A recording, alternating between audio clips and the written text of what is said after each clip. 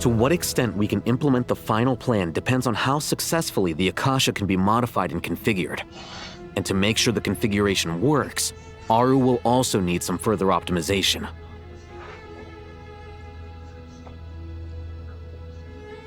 Yeah, no surprises there. Once we roll this out, any Sumeru citizens who already have Akasha terminals can simply continue to use their existing devices. This still leaves us with a significant equipment shortage, though. Many groups of people were never issued Akasha terminals, including mercenaries, the desert folk, and many others. We'll need a supply of rare materials for the renovation of Aru and the production of new terminals. Right now, the best place to source these locally is from the primal constructs within King Deshret's mausoleum. Time is not on our side here. It's gonna be a race against the clock. The Aru merge and renovation project will have to be carried out by you two. Everything's riding on this, so failure is not an option. Best of luck to you both. As discussed, General Mahamatra Sino and Mr. Hat Guy will source the required materials. Mr. Sethos is quite familiar with the layout of King Deshret's mausoleum. With him accompanying them, things should go quite smoothly. I have every confidence. In the meantime, we may as well take a breather. Makes sense.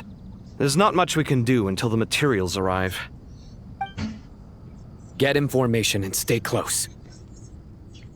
What is this, boot camp? Knock it off. It's just Sino being Sino. You know what he's like. Everyone clear on our mission objective. Look at the excess primal constructs, dismantle them, and extract the required materials. And King Deshret's 7 pillars agreed to this? If they're just sitting there doing nothing, we might as well put them to use. Thoth's words, not mine.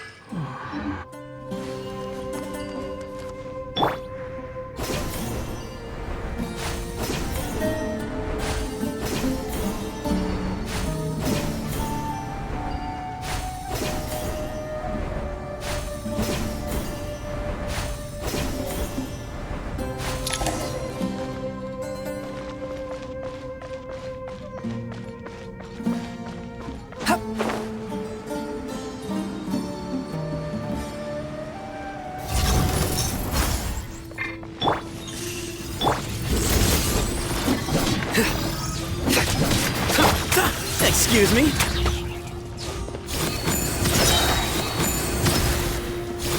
Behind you! The wind rises.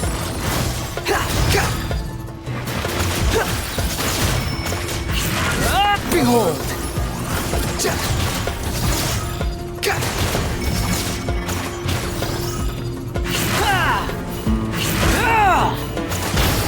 The wind rises. Nowhere to run! Way ahead of you!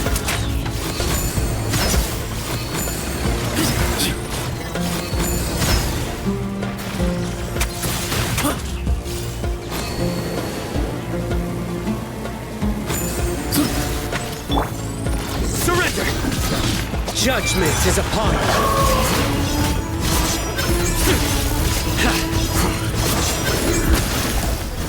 Your penance is due!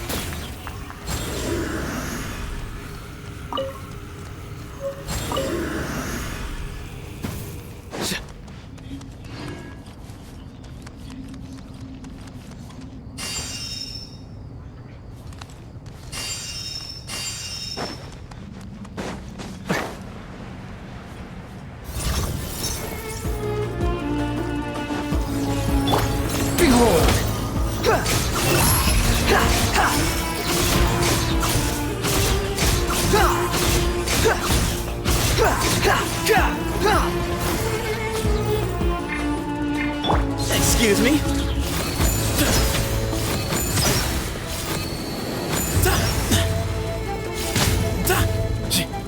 Give me some space.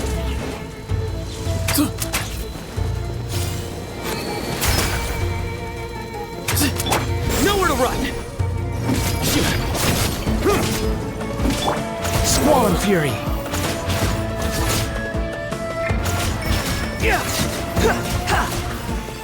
The wind rises. Bow your head. Quit following. Squall and Fury.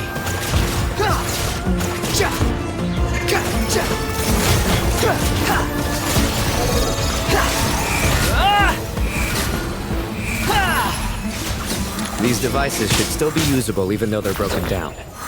Let's take them back for the others to review.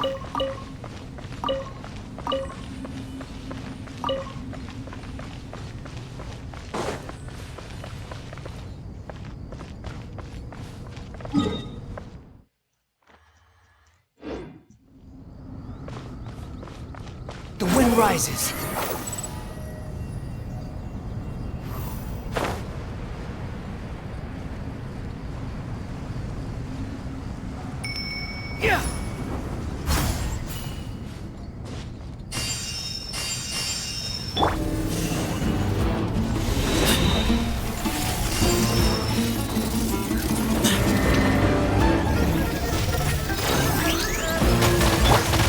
Squall and Fury. You dare to gaze upon me? Excuse me?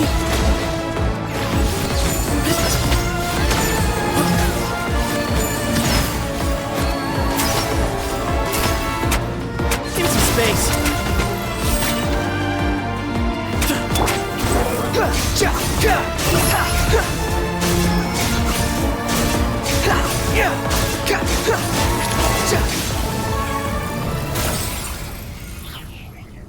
How many do we need again? Enough to make an Akasha terminal for everyone who doesn't own one. I remember you telling me how revolutionary these Akasha terminals were. You've used one before, right? The Academia declared the Akasha to be the most powerful and comprehensive wisdom dissemination system in history. That should give you an idea of how powerful it is. Certainly sounds impressive. Neither Hat Guy nor I have ever had an Akasha terminal. Well, if it all goes to plan, that's about to change.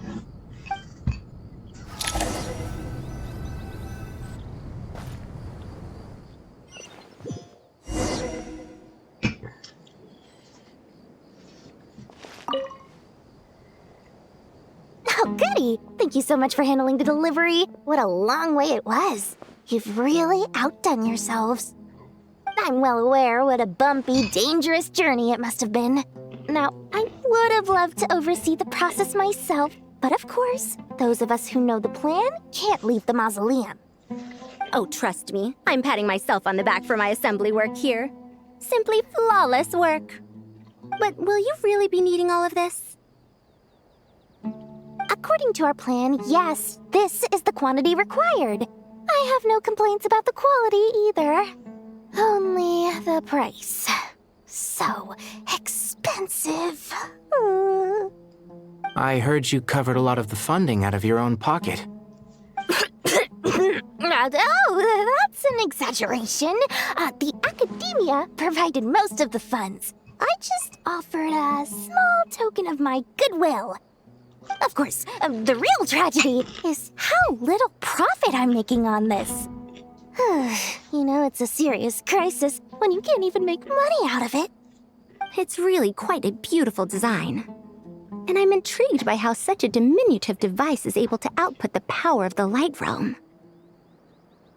Did you attend the lecture on Light Realm energy, Madame Farzan? I don't believe I saw you there. Of course I attended. I was just a little late, so I had to listen to the whole thing from outside the back door. Ahem. Anyway, I have a perfectly good understanding of Light Realm, elemental and abyssal energy, as well as the relationship between the three. Good to know. Master told me in private that the conversion process between Light Realm energy and elemental energy involves highly classified knowledge that shouldn't be disseminated too widely. But even so, the scholars still shared said information. Well, you can't enforce a rule that everyone breaks. Is that the idea? At first, the Dendro Archon was reluctant to explain it in great depth for safety reasons. Later, she came to terms with it and simply informed my master that we would all have to face the question of survival together. To protect someone from such dangers means keeping them in the dark, but for someone to know and embody the wisdom within, they must understand its very essence. It's an information hazard. We're exposed to danger just by knowing the facts. And just like bait, it lures us in by offering us the solution to our problems. But if you're not careful, you'll end up pursuing it down a dark path. A tricky problem. But today, this big problem has been broken down into many smaller, more trivial ones. What do you mean? Ah, I get it. For instance, you and I share secret knowledge, while she and I take on the risks of life, death, and fate. Something like that? Hey, what? That is not what I call a trivial problem. Well, as they often say in Vahumana, an event that is monumental to the individual is negligible in the grand scheme of history. Generally, the fate of the individual is an insignificant affair. Being from Amorta, where the subject of our research tends to be a lot more personal, I have to disagree. It's hard to dismiss the individual as insignificant. In other words, the big problem of survival has been broken down into many small, interconnected factors, and each one of us represents one of those factors. When the same secret is shared with a group of people, the same fate binds them together. Most people would find this unimaginable, but to us scholars, this is the path that has always beckoned to us. Sharing knowledge is a good way to fight against fate. I will always believe in that. All right, I think that's everything. Thanks a lot. But don't go anywhere just yet. I'll still be needing you to calibrate the equipment.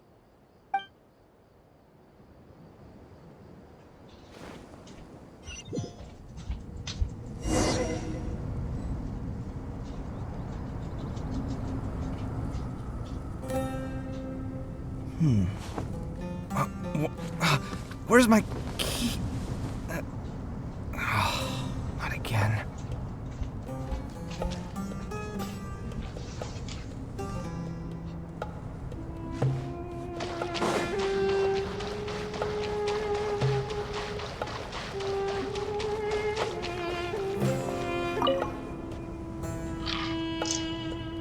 Okay, the materials are ready.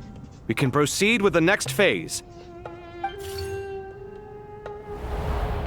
Al-Haytham, how are you getting along? Most of the information in Aru is written in ancient desert scripts. Some of this is written in a tribal language, while other parts seem to be a variant of an Oasis script, based on the glyph forms. Oh, not lost to history, I hope. Some are.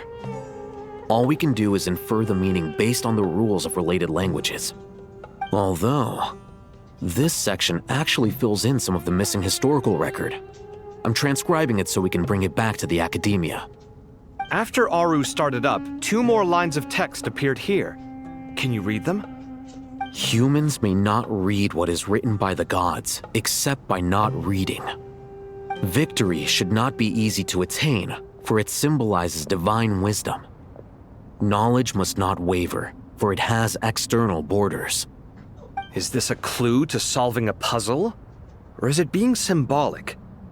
You can't read it unless you don't read it. Victory is wisdom. Knowledge is confined by borders. Wait, I think I've got it. It's a metaphor, isn't it? It's talking about... A chessboard.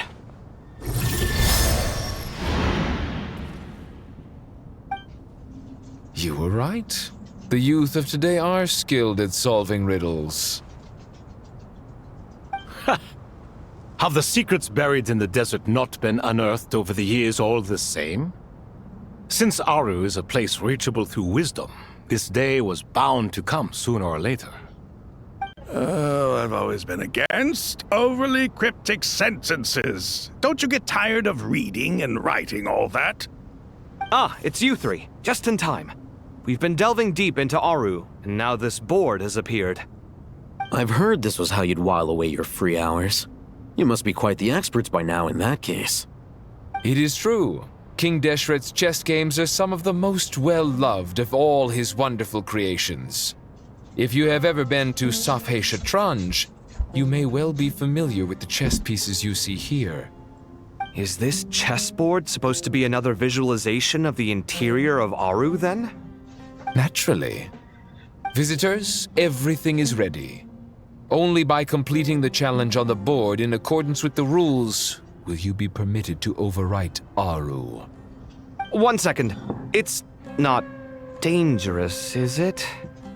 Dangerous? Why, yes, of course. I should be the one to go, then. Wait for me here.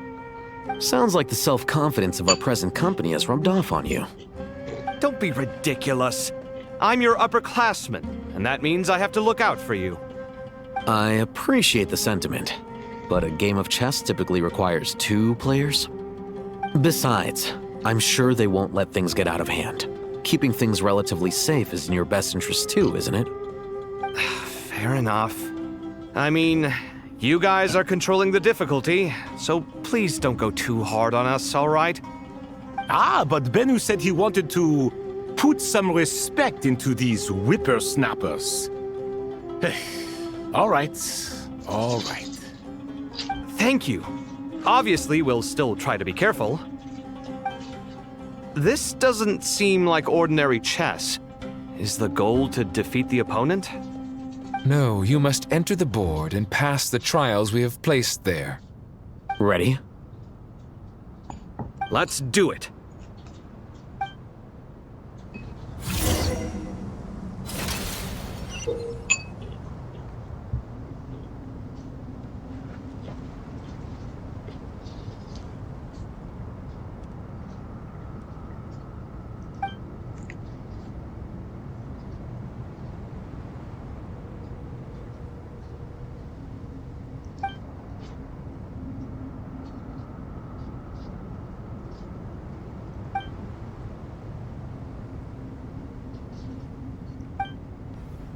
The first trial is posed by me. I don't think this is gonna stop us. Ah, but the key to this game lies in working together. Otherwise, you will be deemed to have broken the rules. Looks like it's up to me. Marak, can you open it? King Deshret's favorite primal construct, living on in suitcase form of all things. Amusing. Ho! Excellent work. The first trial is posed by me. I don't think this is gonna stop us. Ah, but the key to this game lies in working together. Otherwise, you will be deemed to have broken the rules. Looks like it's up to me. Marak, can you open it? King Deshret's favorite primal construct, living on in suitcase form of all things. Amusing. Ho! Excellent work.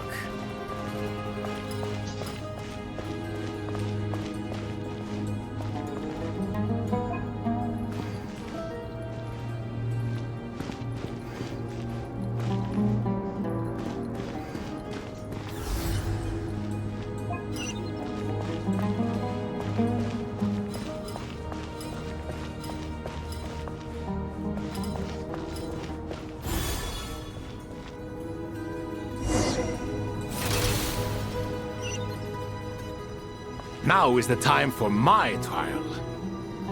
Now, don't be nervous. I'll make it nice and easy for you. Really? Thanks in advance. We appreciate it.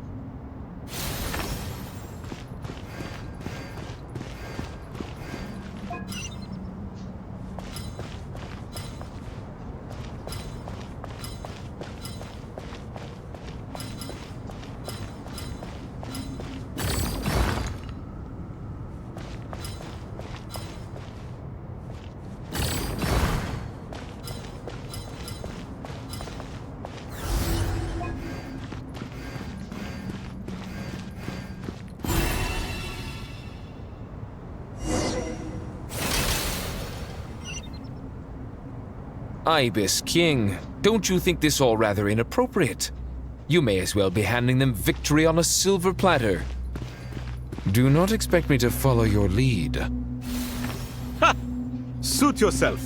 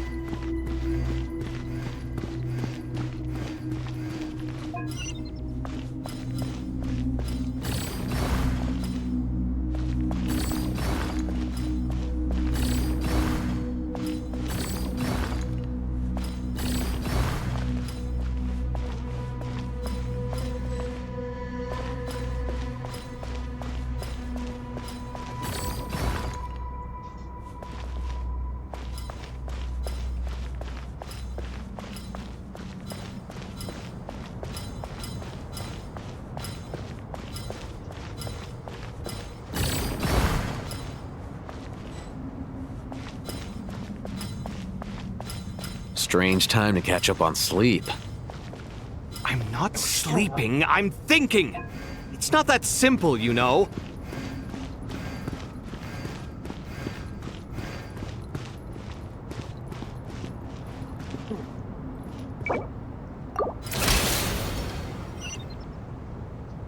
Ibis King, don't you think this all rather inappropriate?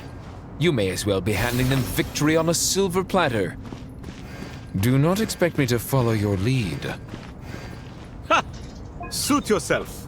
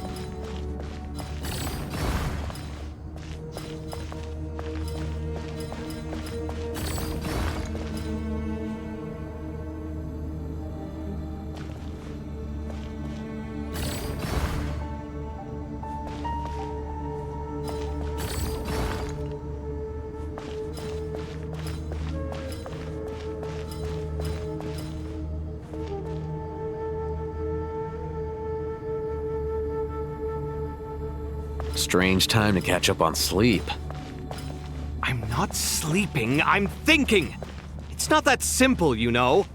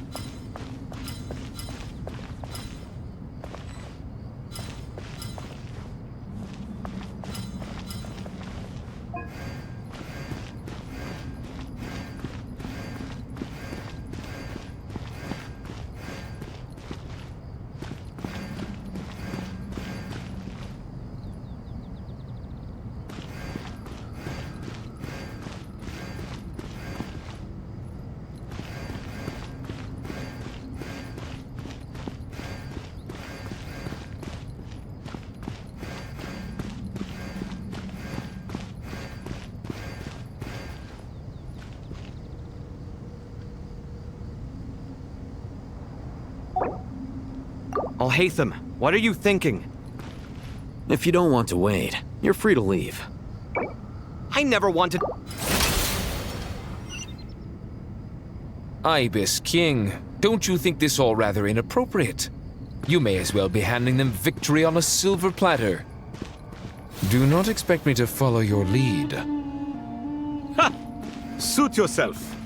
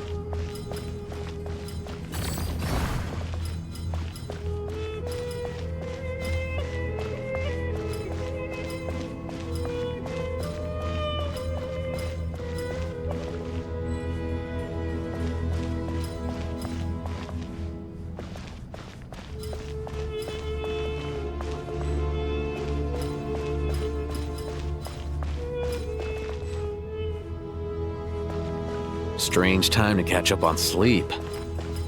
I'm not sleeping, I'm thinking!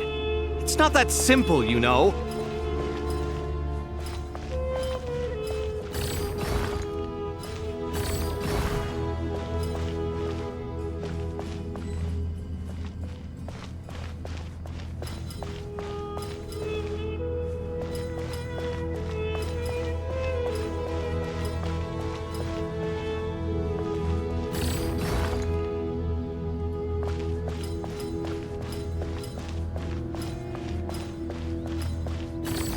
Strange time to catch up on sleep.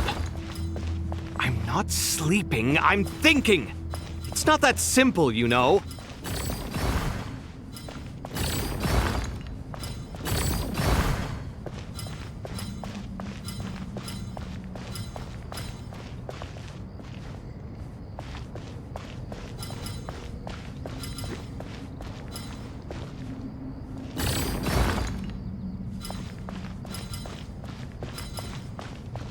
Strange time to catch up on sleep. I'm not sleeping, I'm thinking! It's not that simple, you know.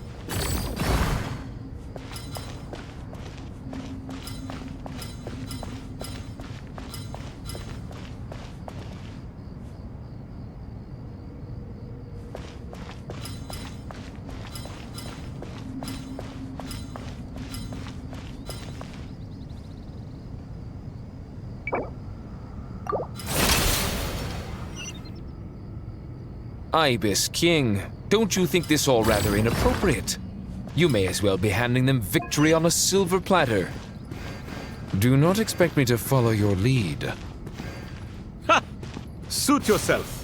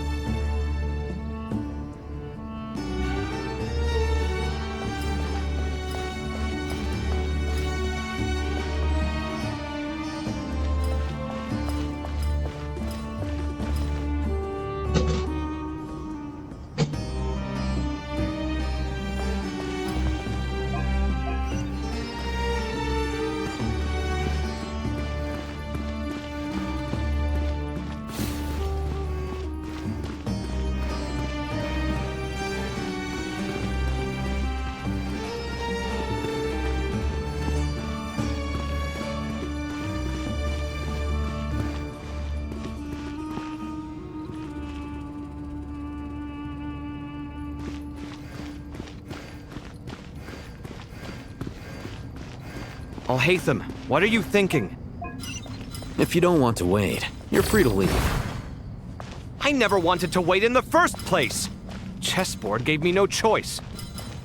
If you say so.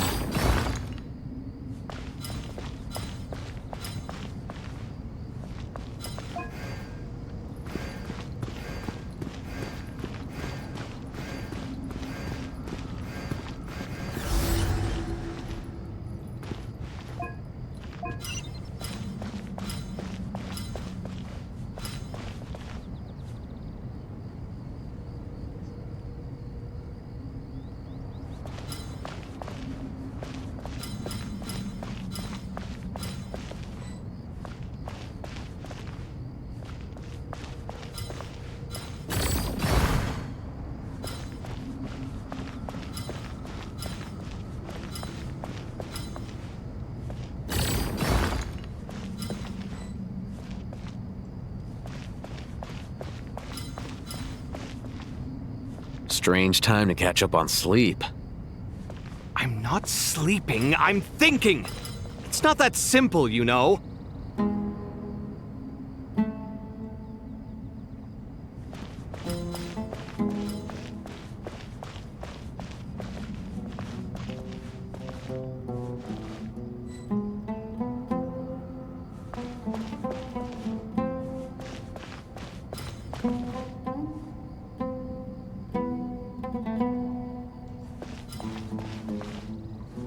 Strange time to catch up on sleep. Ibis King, don't you think this all rather inappropriate? You may as well be handing them victory on a silver platter.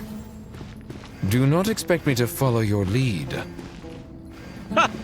Suit yourself.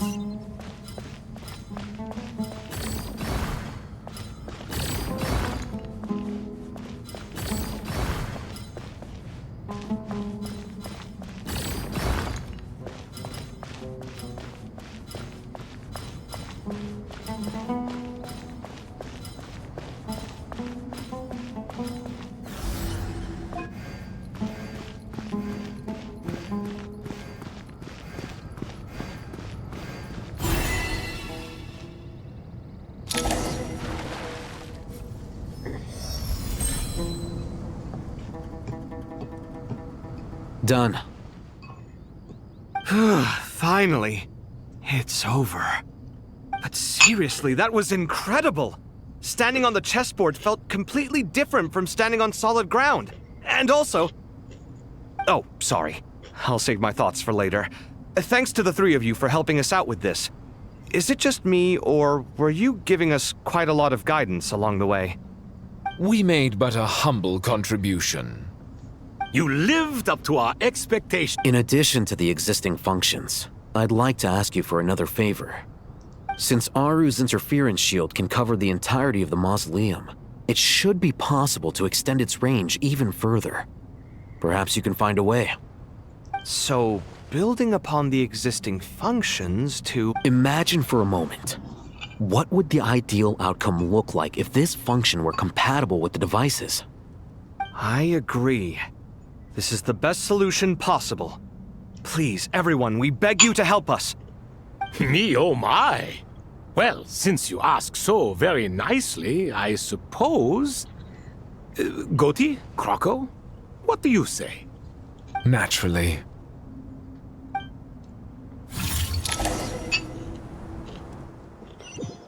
Time to go! Let's go find Nahida!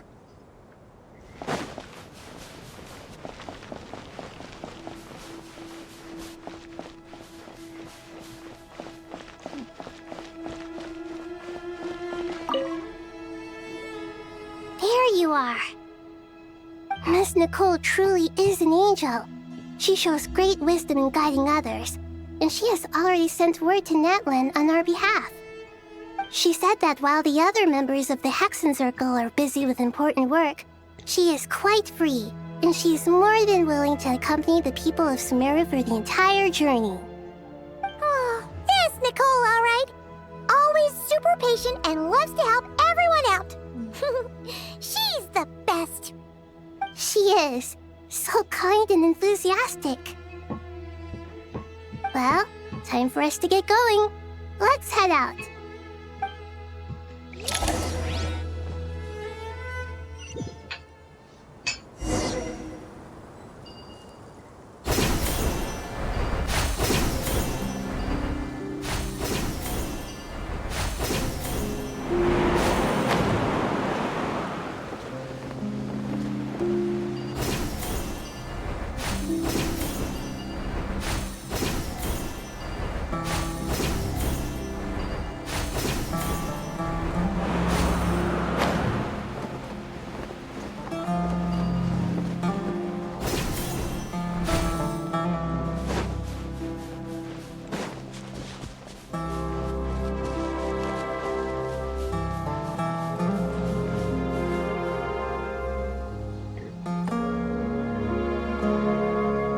This should be one of the closest places to Natlan in all of Sumeru.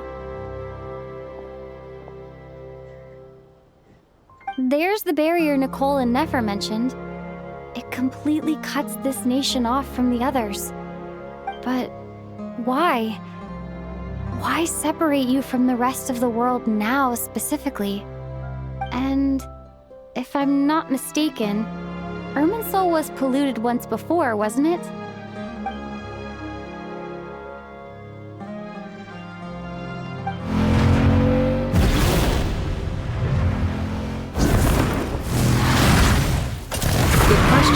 I'm wondering the same thing myself. That voice. Moika!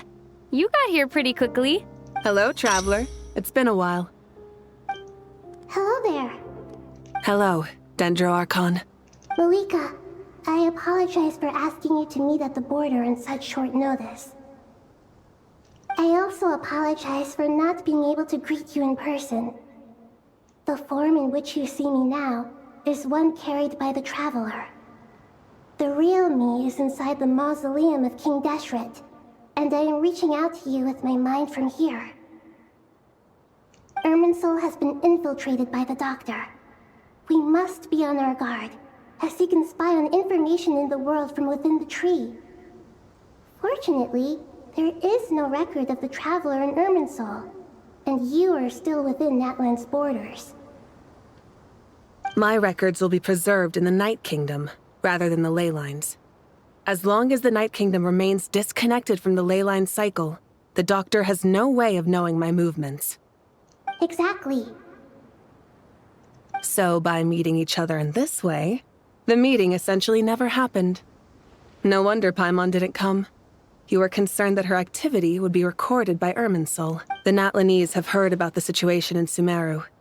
With the borders sealed off, merchants have been forced to stop their shipments. It's pretty serious, and you're the ones bearing the brunt of it. I'd like to address the question you raised at the beginning.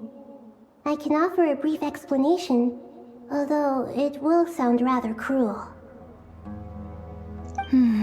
I don't reach this conclusion gladly, but Irminsul predates the Heavenly Principles. It existed long ago, when the dragons of Natlan were at the height of their power. So even when the people of Sumeru became ill because of pollution, it was not a critical issue from the perspective of Irminsul itself. As long as it continues to function normally, the barrier will not be activated. But this time, the Doctor's invasion has directly affected the tree. That is what caused the barrier to deploy. The Heavenly Principles established a rule that when Irminsul is plunged into grave danger, a portion of power will be reserved to isolate Sumeru. That way, even if Sumeru is destroyed, the outside world at least has some time to catch its breath. We'd certainly need it. The Heavenly Principles created almost everything that exists in Teyvat today. To them, preserving the existence of the world and its inhabitants takes priority over protecting Sumeru.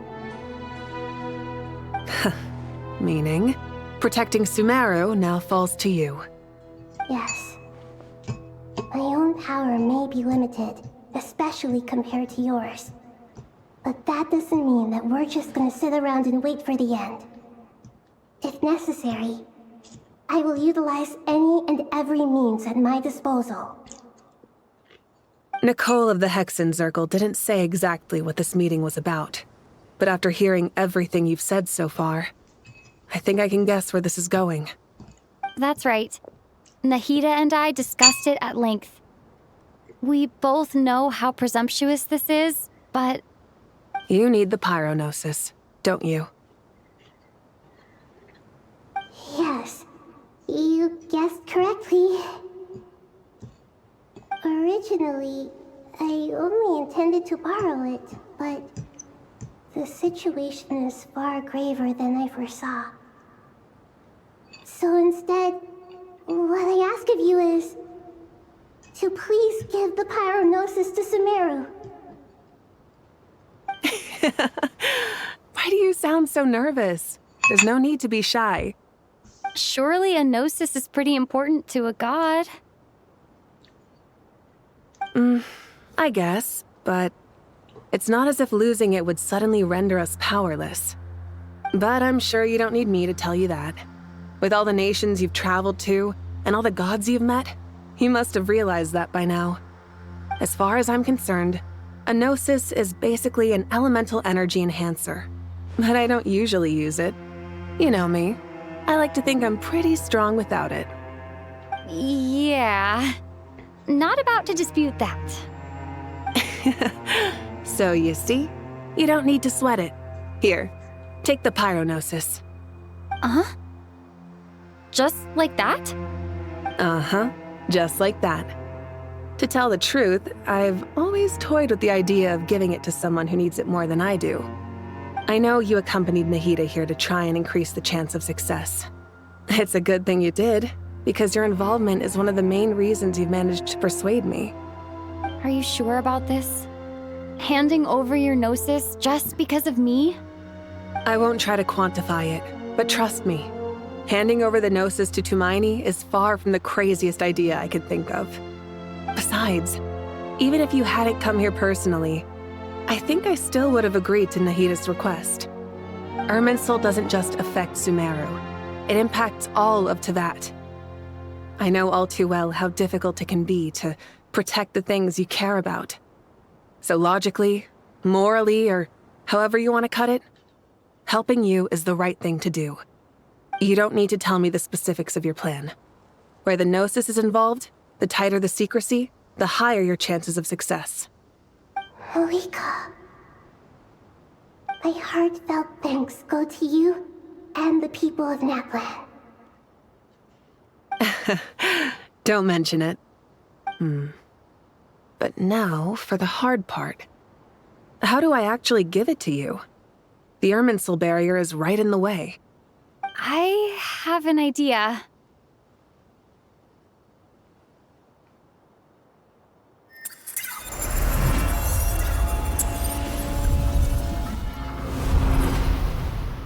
Just as I thought.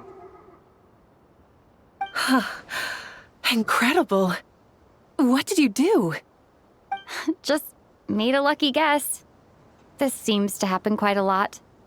Things that apply to everyone else don't seem to apply to me. I figured the same might be true here. Irminsul usually produces effects based on the records it holds. Since the Traveler is a Descender, Irminsul contains no records of her, and thus has no way to impede her. Is that right? You really are full of surprises. Catch. Whoa! Thank you, Moika. Thank you for trusting us with something so important. All right. No need to get so formal. It's not like we're strangers. Besides, there's still one problem. You might be able to pass through the barrier, but I don't know about the Gnosis. Any other surprises for us, Traveler? Let me try something. I have the Pyrognosis in my hand. It feels strangely ordinary, not particularly heavy. And yet, this tiny thing symbolizes the mighty authority of a god. I need to think hard about my memories of Pyro. My memories of journeying through Natlan. All those important experiences I've had. The Gnosis disappeared. Traveler, are you alright? I'm fine. The Pyrognosis disappeared into my body, just like phlogiston. Maybe it resonates with you because you've mastered the power of phlogiston. You might not be recorded in the ley lines, but you're still our Tumaini. Whew.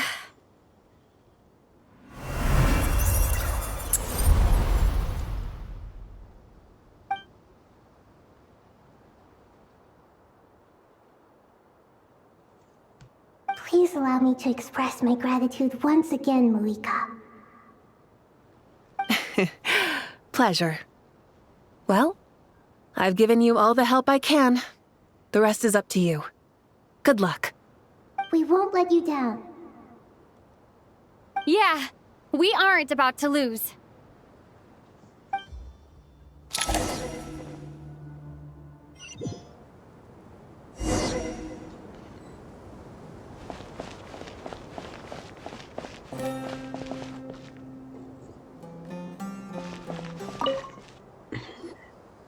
Traveler, Paimon, how are you feeling? Paimon's a teensy bit nervous, but only a teeny tiny bit. Seems like she's gotten way braver over the last few years, huh? Of course. After all the adventures you've had with the Traveler, I'm sure you've gained a lot of experience and grown as a person. I'm doing all right. What about you, Nahida? How are you holding up? With the negative effects of Irminsul, I am a bit like a piece of fruit that's been burrowed into by hungry insects and left to rot. I'd be lying if I said it was nothing. But please don't worry. We all know what we're getting into, and we've prepared as well as we can. I believe in everyone. I believe in you. And I believe in myself. Stoking the fire inside oneself is certainly one way to live, but knowing when to rely on one's companions is also a form of great wisdom. I've been quietly learning little things from everyone, like plucking tufts of fur from a sumpter beast. Me too. With the constant traveling, I'm always learning and growing. That's the journey of life. I think there's someone else here who would share that sentiment. Don't worry about what I think. I was just passing by and happened to overhear your conversation. What are you talking about, Hat Guy? This is the top floor. No one passes by the top floor. Says who? You can fly just like I can. I would have thought it makes sense to you of all people. I don't know why, but I feel a little more relaxed now. It shows that you feel comfortable laying down your burdens in our presence. It means that Sumeru is a place you can trust, where you know we have your back. And we feel exactly the same way around you. That's what it means to be friends.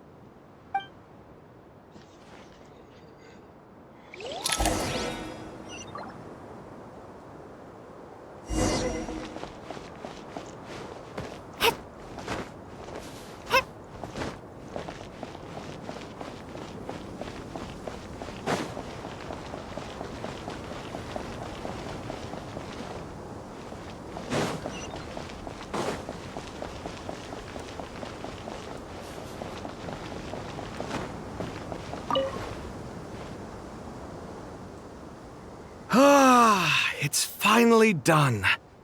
Ugh, but I have a nagging feeling that there's something I've forgotten. Oh, there you are. Everything wrapped up on your end? Okay, fair enough. That was a pointless question. You must really be exhausted. Well, it's been a busy day for both of us. When work ends, you clock out. No looking back. Yeah, we're definitely due a break. Probably a little late to start drinking now, though. I'll stick with water. Here, this one's for you. Thanks.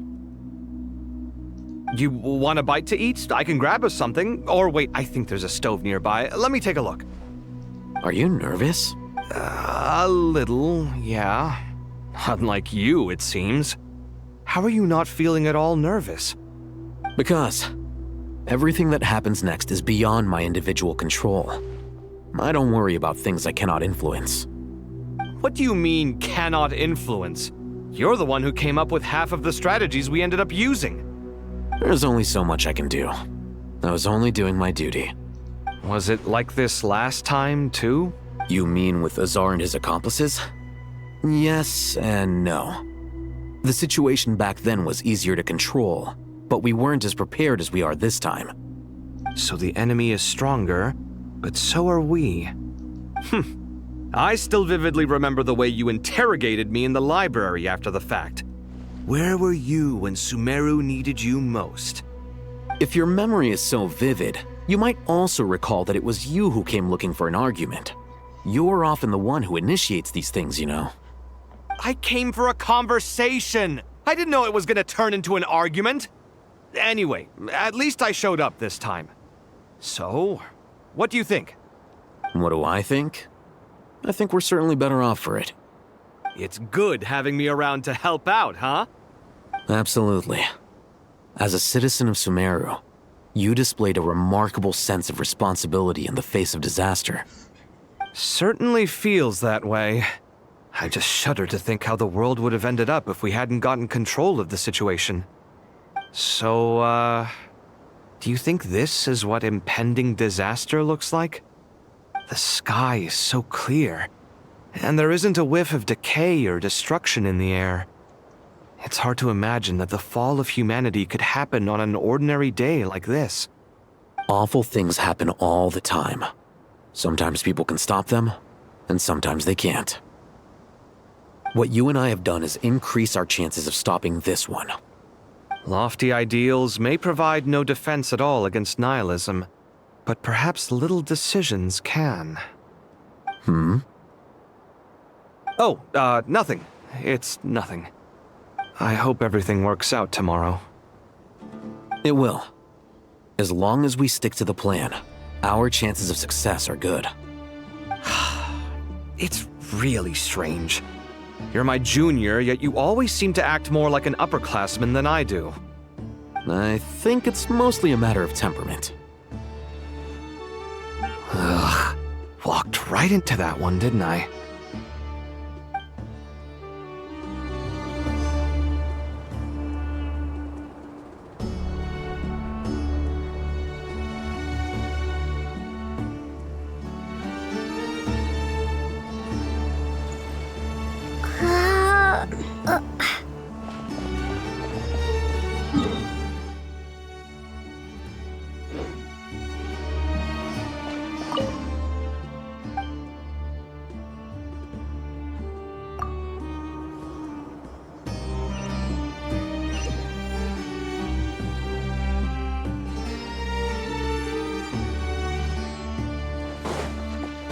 Sure.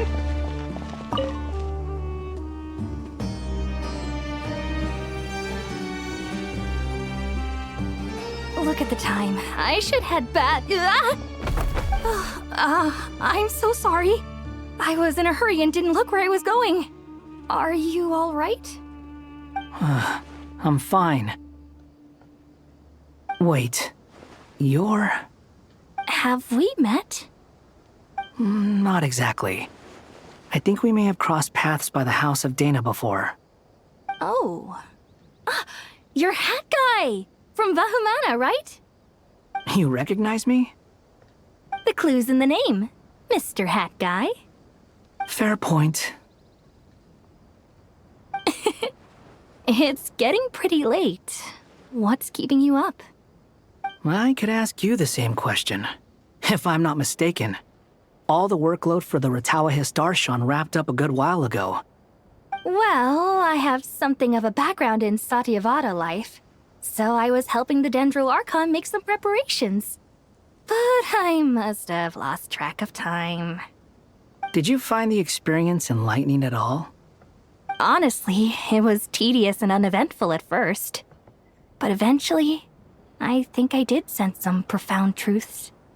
But they also brought a lot of suffering with them. I was told that I even shed tears while I was meditating, though I have no idea why. Sorry. I hope I'm not scaring you. Not at all. It just proves you're very accomplished in your research. Good night. I wish you all the best for tomorrow. Thank you, sir. You too.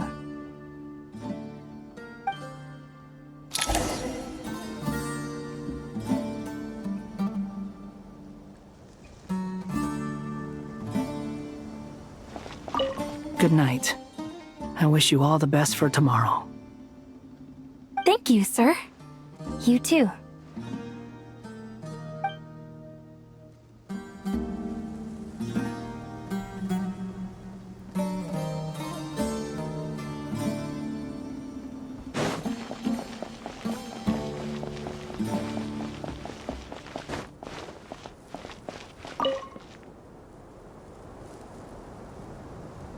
Too bad we've got a fight tomorrow. I could really do with a stiff drink. Let us pray instead. Prayer. How nostalgic. Lord Sangama Bay. Came to get some fresh air too, did ya? That's right. Actually, I was hoping I might run into you, Dia. I wanted to let you know that I've stocked up on that perfume you said you were so fond of. No, really? I'll take two. Any chance of a friends and family discount? I knew you'd ask that. And I'm afraid to say that. Surprise! It's free of charge. That's very generous of you, Lord Sangama Bay. Does this mean you've made a fortune in Notcry? Nope. Turns out it's not that easy to turn a profit there. I even ran some assorted losses. But anyway, that has nothing to do with why I wanted to give you and Dia a small gift. Remember that merchant caravan you two rescued in the desert last month? That was transporting my goods! No way! I had no idea that was your shipment. Explains the, eclectic mix of goods, though. Lord Sangama Bay's investment in the desert and generous stockpiling of goods has helped many people over the years. The shelters you funded especially have made life a little easier for the children and the elderly. Wait, how did you know about that? Oh, I see. Nefer told you, didn't she? Ugh, that pesky lady. Aren't intel brokers at least supposed to charge for divulging people's secrets? She and Candace go way back. It's normal for close friends to share things you wouldn't tell to everyone else. Sure, but why did they have to be things about me? That's how Nefer shows that she cares. She wishes for all of us to know what a generous person you truly are.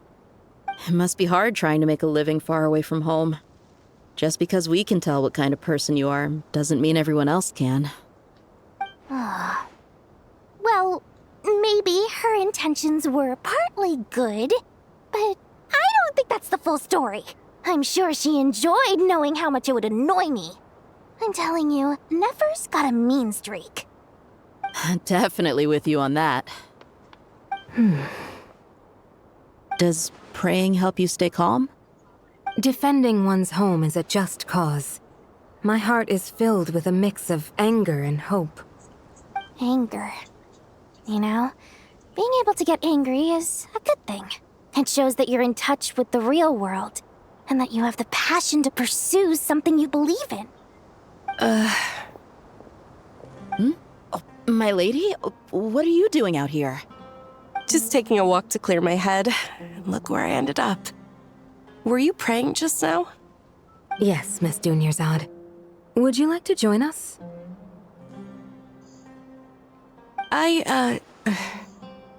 Come on, it's fine. She won't mind who you pray to. Oh, then sure. I remember you, Miss Dunyarzad. You visited my shop before. If I recall correctly, the god you worship is the Dendro Archon, correct? That's right. She is such a gentle and kind god.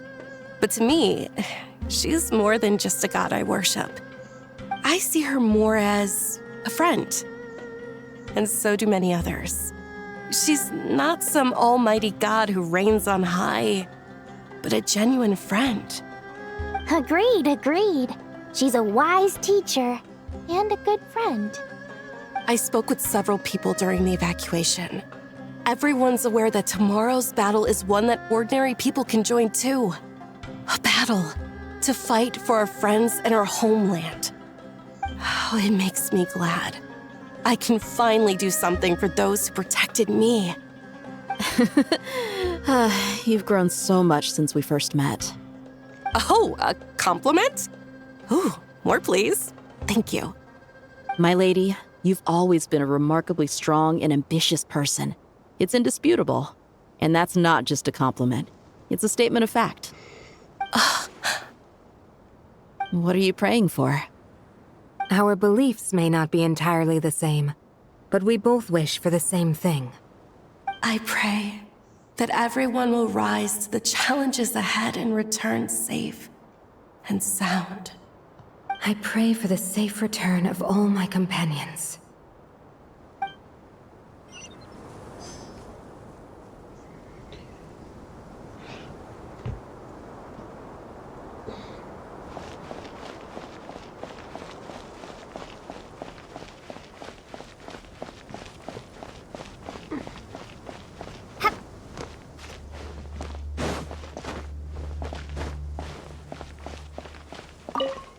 What are you praying for?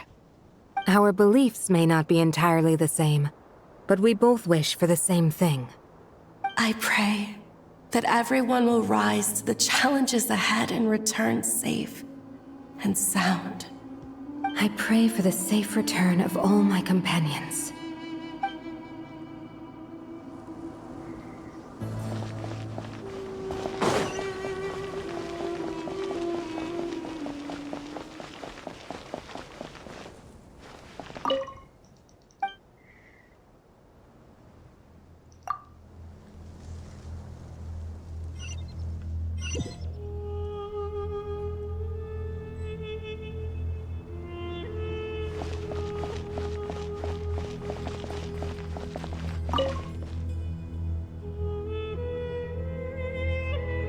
We'll make our move after sunrise tomorrow. Good. Is everything ready? As much as possible. That'll be enough. Don't let the pressure get to you. We'll take things one step at a time. That's how we've always done it. Master Tainari! Mr. Sino! So this is where you were. I brought some juice and some water. Would you like some? I know how easily you get dehydrated in the desert, so you should definitely have some water. In which case, I'll have the juice. I gotta ask, though. Who's on juice-making duty at a time like this? Madame Farazan said she was feeling a little nervous, so I told her about the automatic juicer my friend invented. She took it right off me and started making carton after carton of juice. A juicer? Did Sucrose send that to you? Yeah, I hadn't had the chance to try it out before this incident occurred, but I couldn't bear to leave it behind in Gandharvaville. The juice is very sweet. I think so too. Kale, how are you feeling?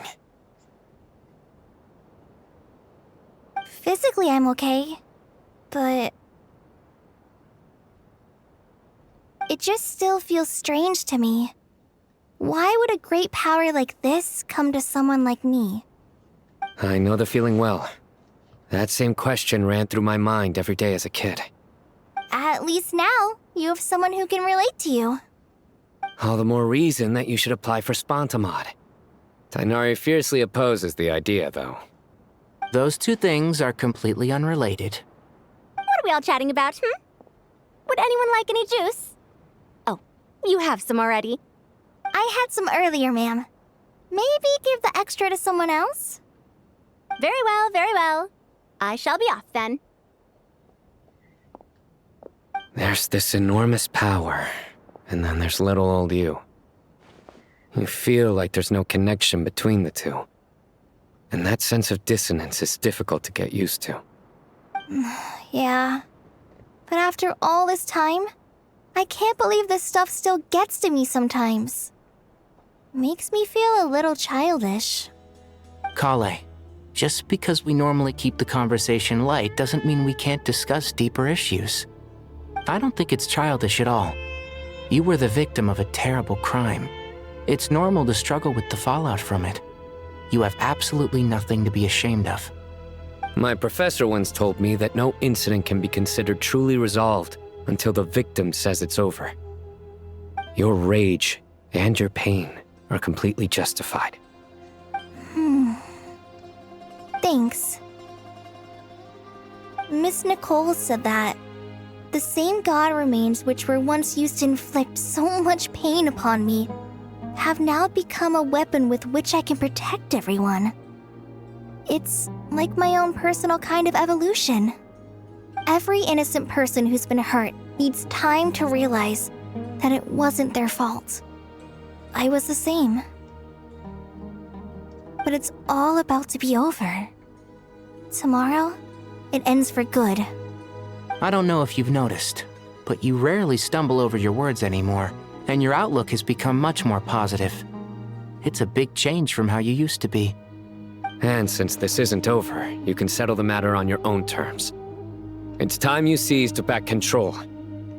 I believe in you.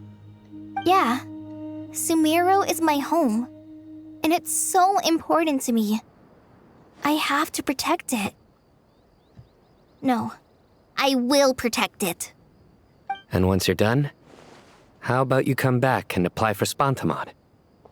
Stop it with the sales pitch, would you? Hey, excuse me. There are still 3 unclaimed cups of juice here. Why don't you take one each? Ugh, my arms are getting sore from carrying them around everywhere. Madame Farazan, why are you... Here, let me take them off your hands. Thank you, Madame Farazan. Drink up and enjoy my handiwork. I think I'm going to make something else now instead. Please, try to relax, Madame Farazan. Your nerves are starting to get the better of you. I know.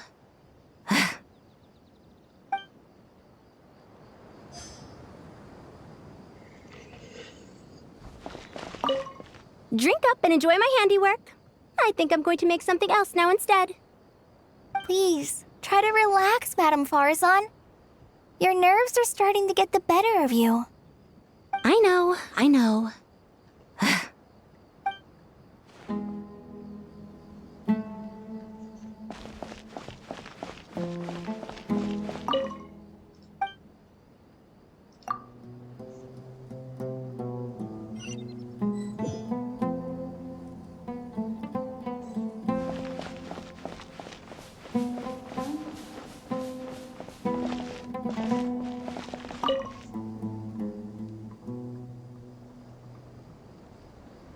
Something on your mind, Miss Nefer? Nothing in particular. It's just... right now, the future feels strange and unfamiliar. But the future has not yet arrived. How can you say how it feels?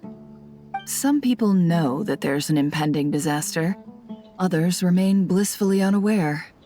Each group is imagining an entirely different future while walking towards the same one. But when they get there, they'll still find they feel differently about it. People are shaped by their circumstances. Different circumstances create people with different perspectives. I've always found the perspective of the Vahumana Darshan to be a particularly incisive one. Even at the height of the crisis in Nodcry, people held diverging opinions. But things are different this time. Indeed. Regardless of faith, gender, wealth, skin color, or eye color, everyone in Sumeru knows what will happen tomorrow. The world has never been an especially fair place. Yet now, against all odds, a moment of unprecedented unity and equality is about to take place. It's fascinating. If only my father could have lived to see this era. Era. To me, that term represents a much greater span of time. It can be an unsettling word. I would even say I'm afraid of it. Do angels even feel fear? Yes, at least I do. I fear the gap that grows wider with each passing day and the never-ending flow of time. Time renders all memories insignificant and reduces all splendor to nothing. But those memories are the one thing I do not want to lose. You're very human in that regard. If angels draw too close to humanity, our wings burn away in the bright flame of awareness, and we fall to the earth. After spending so long among humans, I have lost much of my former glory. Maybe that's a good thing. You're more human than some humans are. I've been talking to Kale a lot in recent days. We seem to be in completely opposite situations. I suppose that makes us good case studies for comparison. Case studies for who? Myself, I suppose. After comparing the two of us, I suddenly discovered that I desired more than before. It was a gentle, pleasant sensation. Just as most people pursue glory and miracles, I too am pursuing miracles of my own. Guiding humans to make the miracles in their hearts a reality. That is my miracle. It doesn't sound so bad, does it?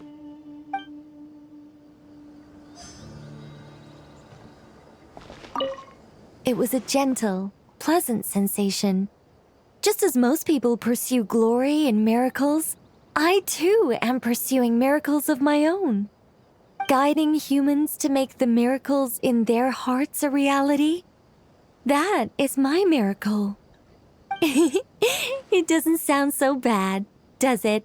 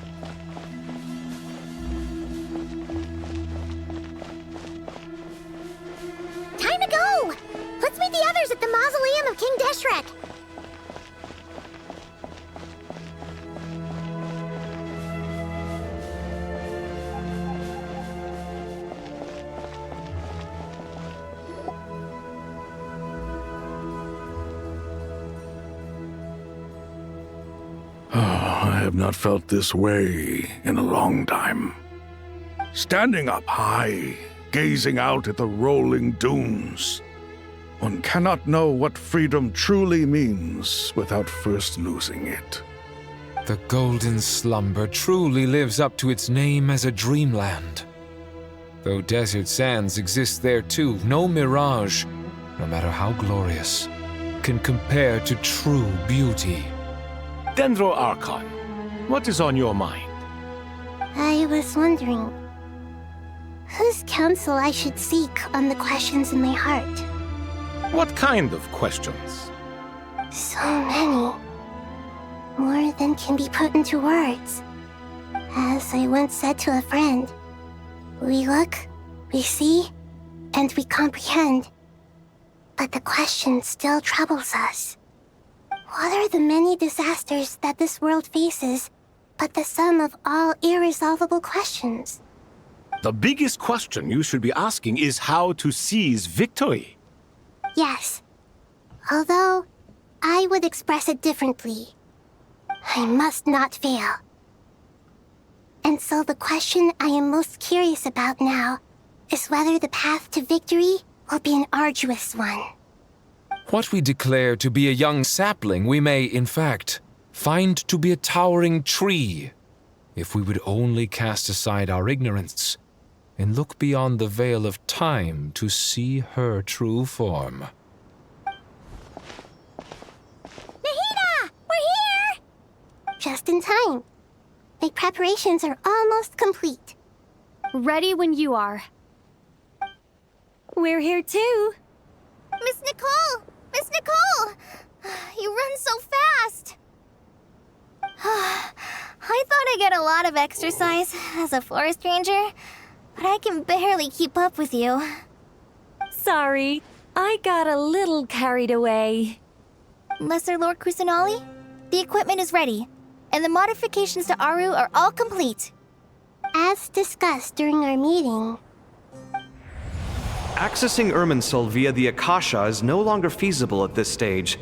There are other options, it's just they're a little more extreme and more technologically demanding to implement. Maybe you should take it from here.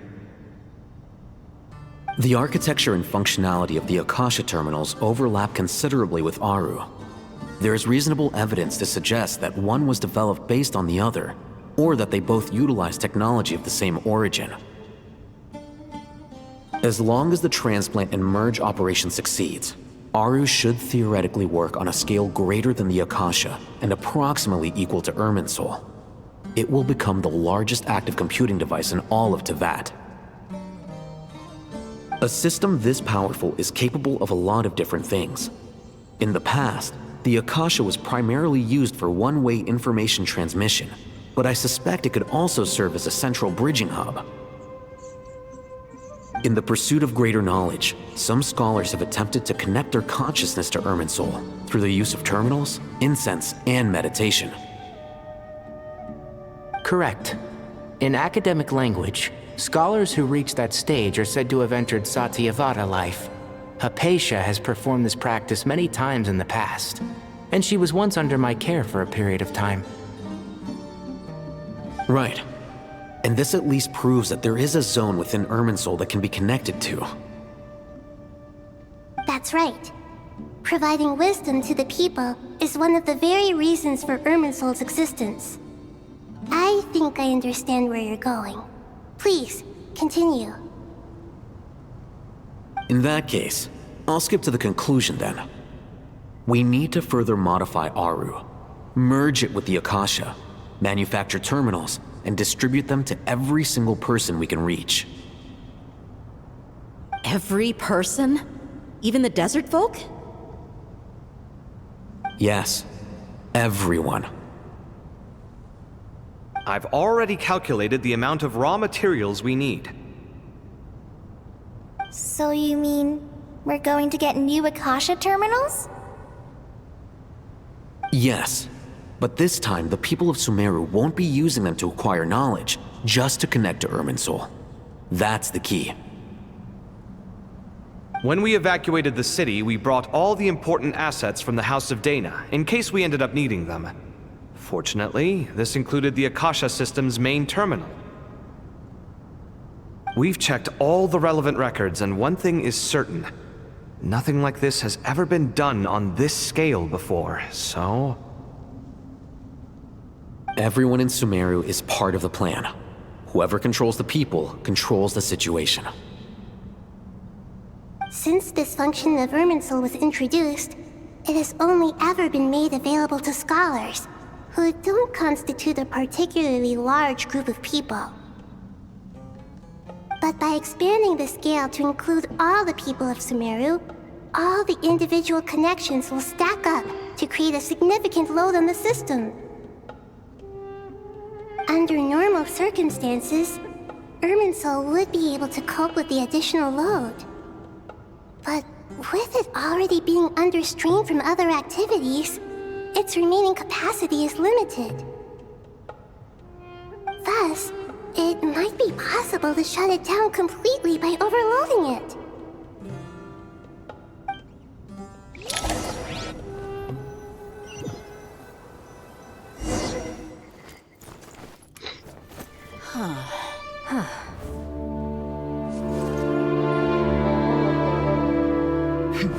Counting down.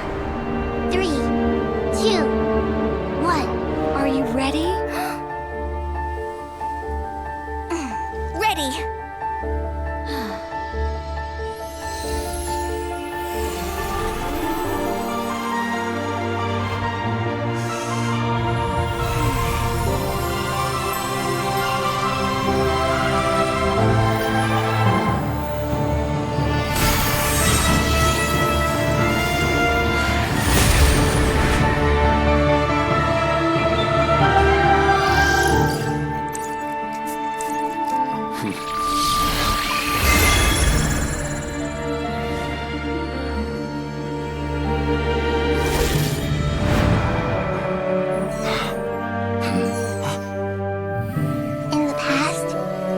People sought knowledge, they turned to the Tree of Wisdom.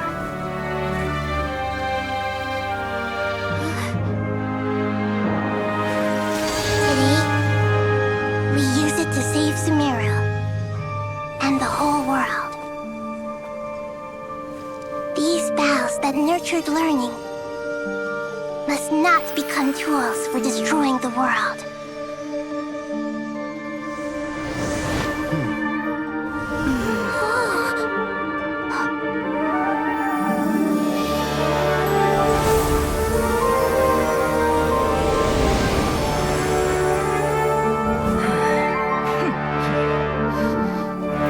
Stop. Please stop.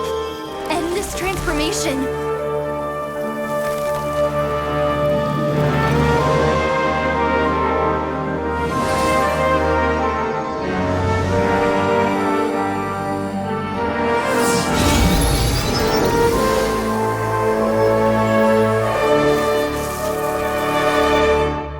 You would shut down Irminsul just to stop me? You fools. I have all the time in the world.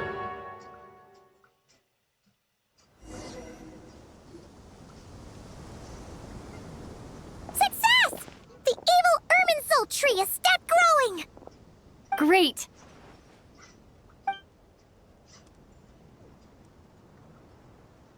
What a display of true courage! The courage to think and the courage to act! I never thought I would witness the shutdown of Irminsul with my own eyes. Perhaps this is human wisdom in action? Indeed, only humans could do such a thing. Gods are few and far between. What was once created for spreading knowledge is now used for another purpose.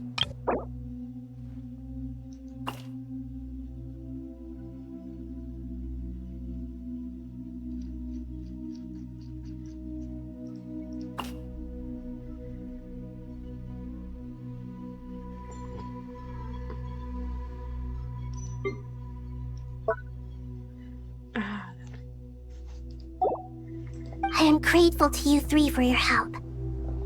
Only thanks to you were we able to extend Aru's interference capabilities to cover all terminals. Now, nobody who wears a terminal will have their activity accurately tracked by Irminsul. No matter how many eyes Dotori possesses, he will not be able to see us clearly. Now for the next step. I will need the help of your supreme powers once again.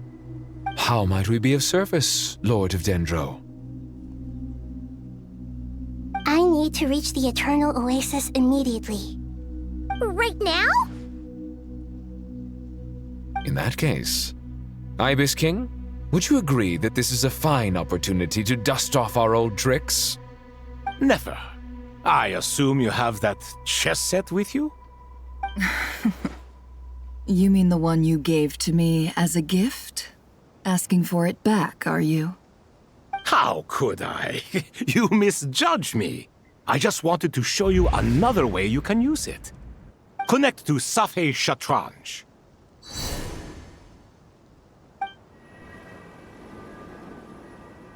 Safhei Shatranj? You mean that place in the desert? Thoth's chess set gains its power from the chessboard laid out in the desert by King Deshret and ourselves.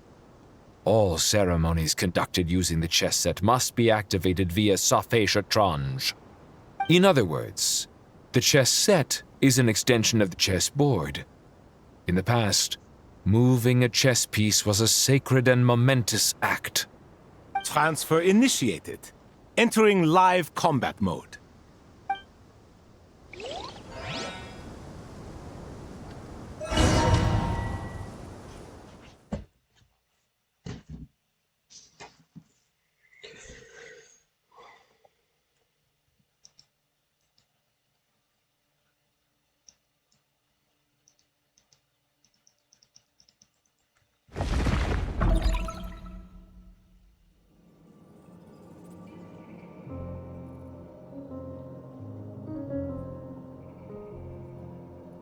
We haven't heard a single word from our spy in the desert. I'm afraid he might have been captured. Never mind. But we spent years turning him. And a lot of Mora. Nothing comes for free in this world, but the loss is not without its purpose. For a small price, we have wasted a precious amount of the limited time they have. Quite a bargain, if you ask me.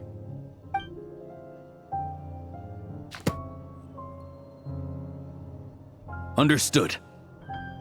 Weighing profit against loss is a necessary part of life. But to tell the truth, I have been operating at a loss since this all began. Since many centuries ago, in fact. For instance, why would a banker act as the executor of a will? If you hadn't deposited your personal belongings at Northland Bank, I would have no reason to be here right now.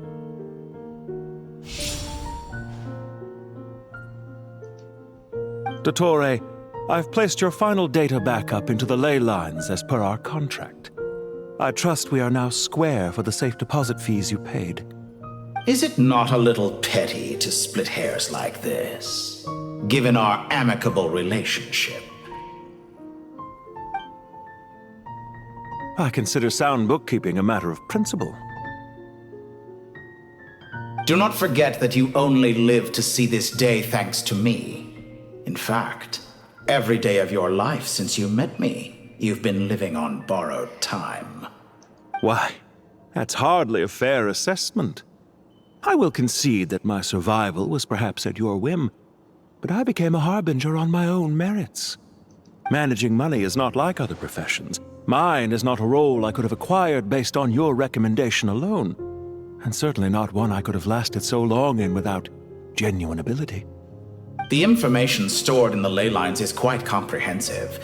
Rest assured, I have not forgotten how strong your pride is.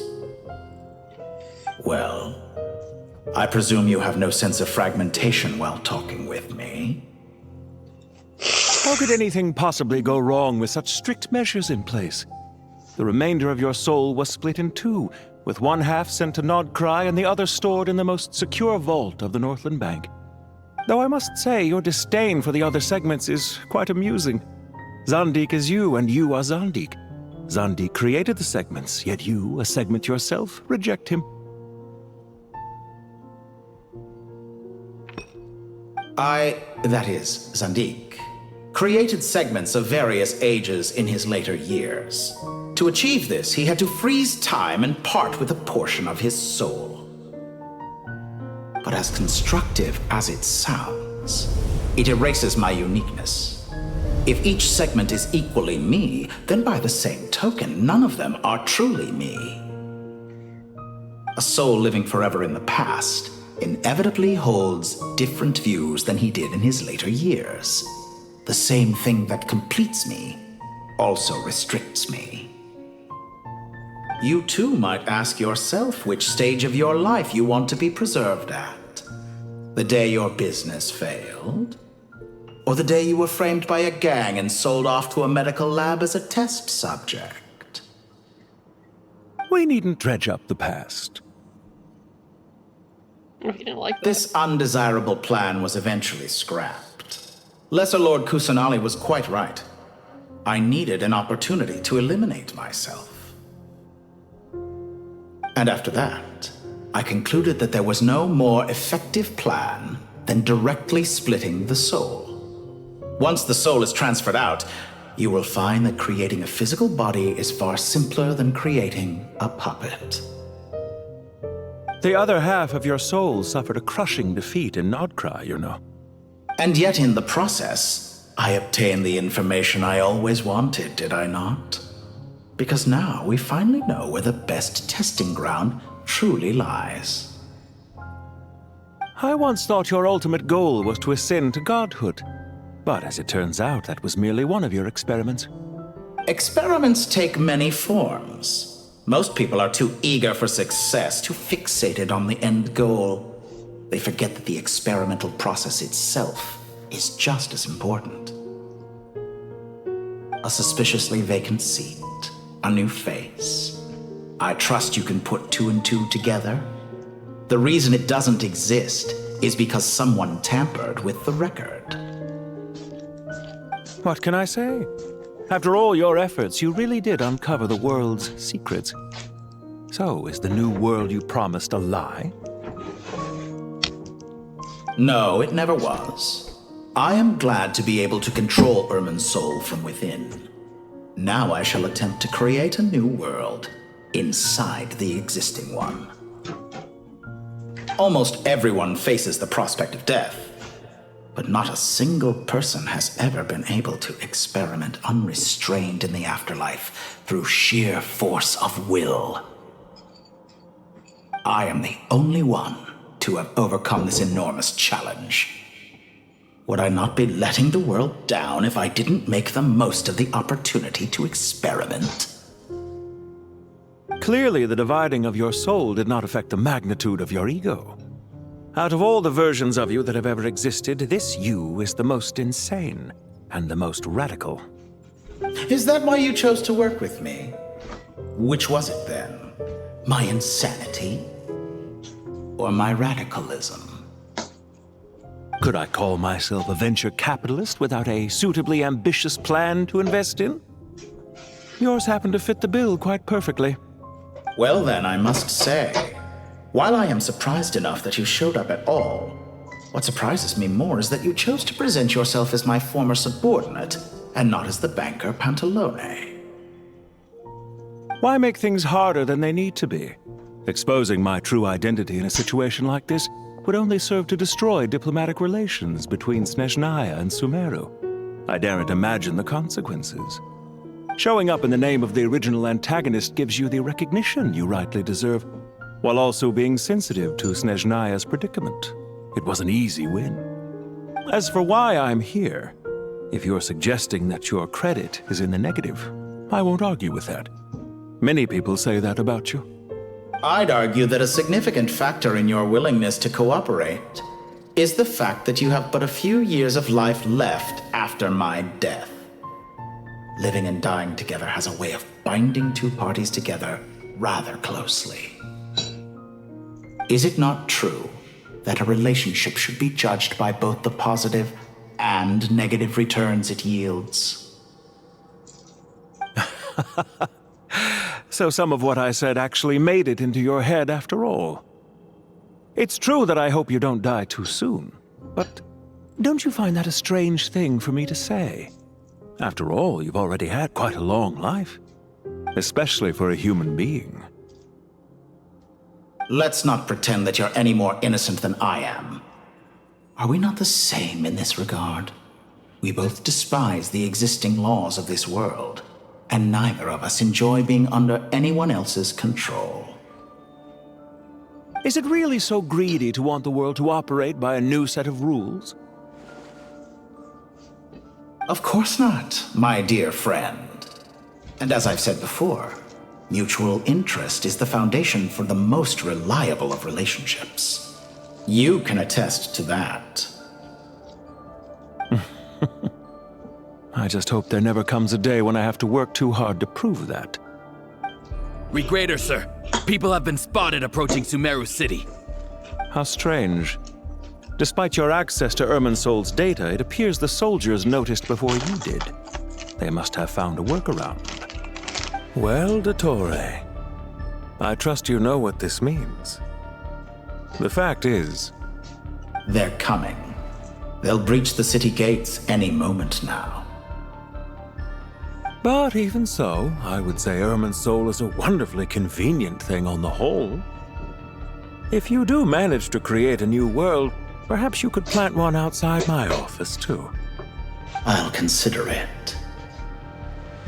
What do you need me to do? Stall them? The experiment will take time. Stall them for as long as possible. Very well. But you're really asking for the moon here. Have you heard this story? There was once a guilty man, kneeling in the center of a church while an angry mob outside waited to bring him to justice. He pleaded with the gods, begging them to grant him one final request, the chance to finish confessing his sins before he was sentenced. Many suns and moons passed, seasons changed, and still his confession continued, as if he intended to speak until the end of time. Are you suggesting I worship you as a god? Or were you hoping that I might confess my sins to you? Certainly not the latter. That would make my life miserable indeed. For someone who despises them so, you never seem to have any objections to me creating or becoming one. At first, I thought you'd be furious. Concerned I would terminate our partnership, were you? Not at all. You had reasons why our partnership must continue. Don't you find people's attitudes toward gods amusing? A god descends from the heavens and people worship it unreservedly, blindly following whatever rules are given to them.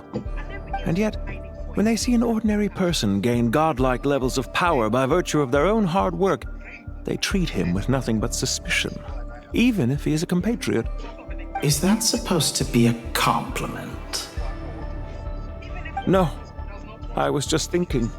I pity the man who would call you a compatriot. There's no need to be so self-critical. I know it's a little late in the day to be asking this, but how have you been keeping? I'm flattered that you would take the time out of your busy schedule to consider my well-being, Doctor. The part of your soul that went to Nodcry caused quite a stir, sending our organization back to the drawing board on numerous fronts. It was quite a headache for everyone involved. Dear me, I must have caused you no end of trouble. You certainly did. I had the rare honor of being summoned before the Tsaritsa with Pulcinella to answer for myself.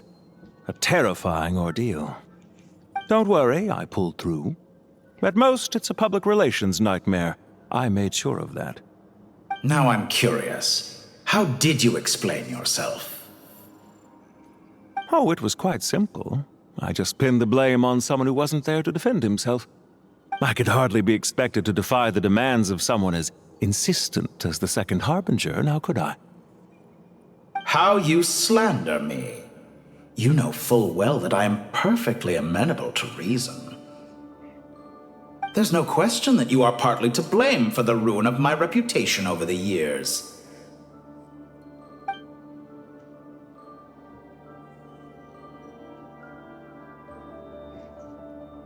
Do you have anything lined up for when this is all over?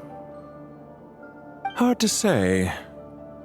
Field work always takes quite a toll on me, as you know. Once I'm back at Snezhnaya, I'll start with a well-earned cigarette. Why are you so eager to ruin your lungs after I went to the trouble of replacing them for you? If you have an issue with it, feel free to try to stop me.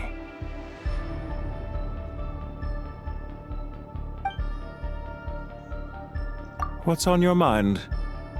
The limits of humanity. It's a pity. Despite running countless calculations, I find there is simply no way to reduce any further the amount of one's soul required to sustain an individual. It's rare to hear you admit to being unable to achieve something. I beg to differ. For instance, as I've told you before, the original me was prone to motion sickness and couldn't make long train rides. Ah, yes, of course. One of the reasons you often sent yourself out on errands. What are you thinking about now? A new experiment. In the event that my soul was depleted, say we extracted my data from someone else's memories, yours for instance, and then combined it with your intact soul as the base material, what would we create? Such a scenario would be impossible. Oh? As long as your current soul survives, there will be no need to create a new individual. Don't forget, you were the one who approved of the present situation wherein only one Dottore remains. And if you ceased to exist, who would be capable of performing this experiment?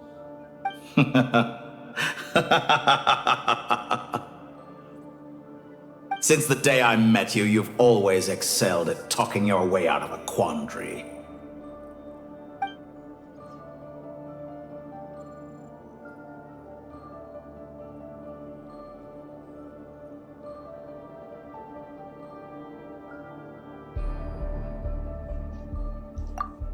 Isn't it a little too early to be saying goodbye? Not that I wish to keep you from your business, of course. Very well. Let's leave the conversation there for now.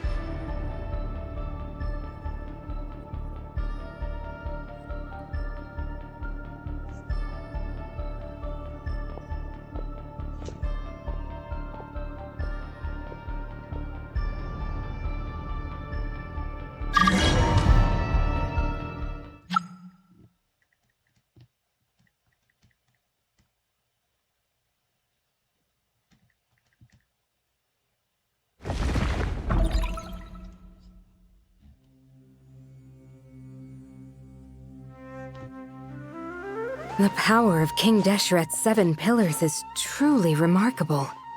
With just a chessboard, you can move an entire unit across the material plane. Yeah, sets us up for a much easier fight. Really makes my day. The last time we stormed the city, it involved a lot more running around. I wonder how many people can say they stormed a city twice in their lifetime.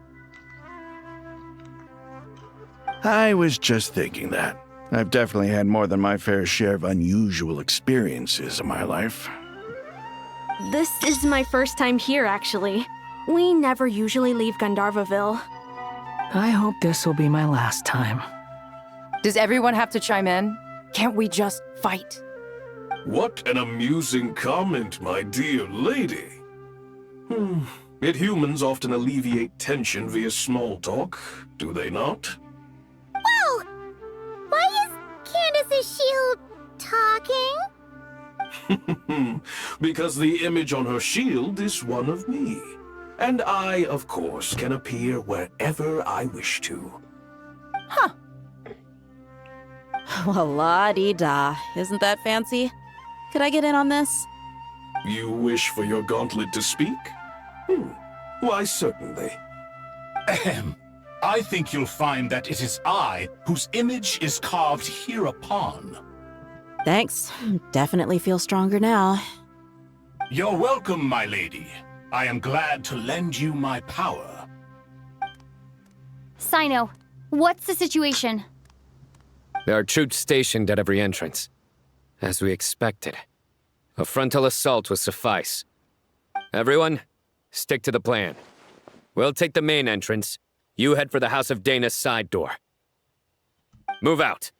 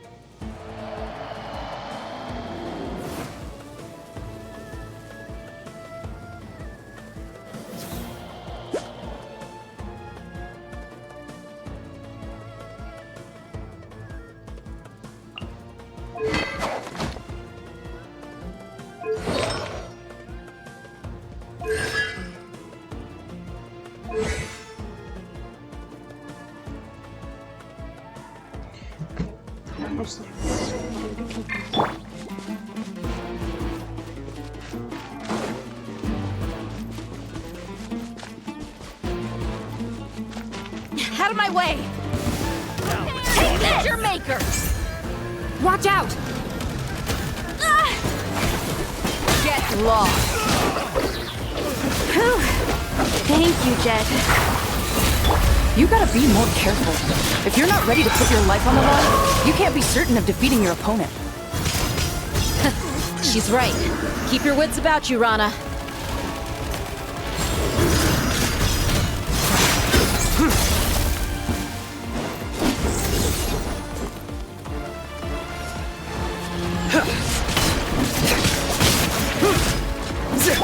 Buckle up!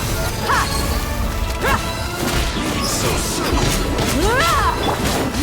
Do your worst!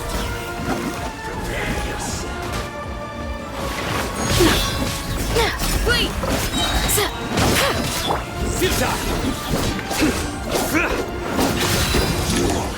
Can't run from death. Take them out and secure the harbor. Reinforcements will arrive by water. Consider it done. Show no mercy.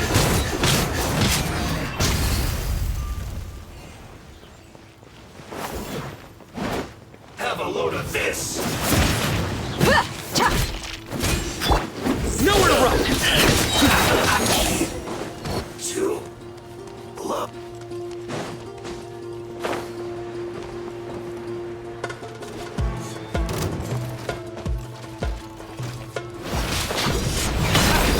Surrender! Your sins weigh upon your soul! To it.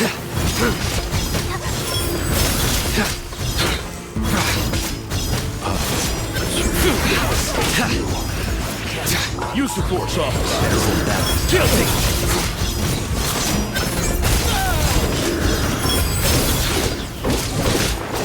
Do it.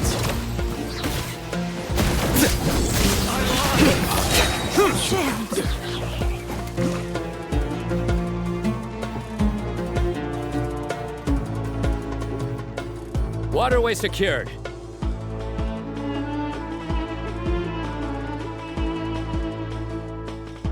Brothers! Sisters! Perfect. Just in time. Welcome. Once we've linked up, we'll continue the advance. The team has arrived at the north entrance, as planned. Good. Press on.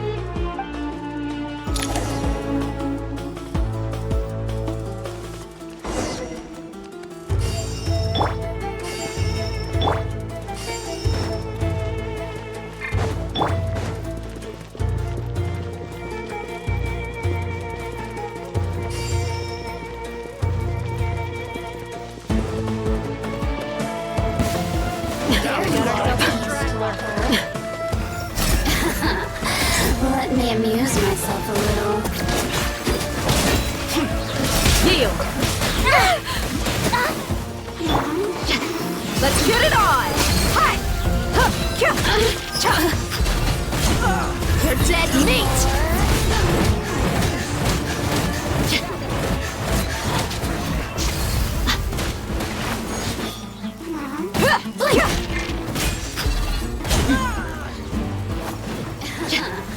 Let me amuse myself a little. Oh, now you've got You're me worked up. We shall Futile! Judgment is upon you. Your penance is due! Stand condemned! Look alive! Ha!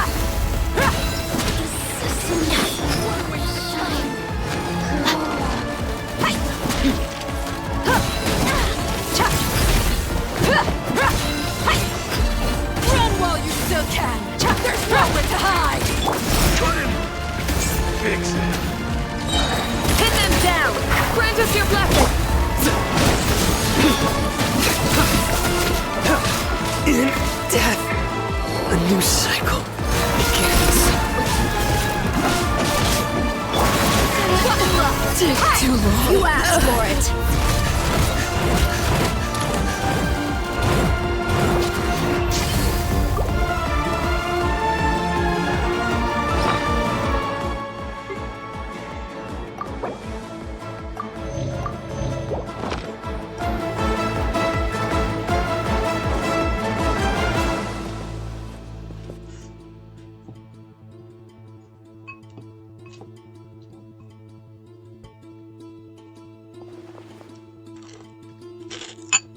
Look out! It's an ambush! Finally. We need to hurry. take the middle road now. Mahamatra Sino, area clear. Don't relax just yet. More Fatui approaching from the right.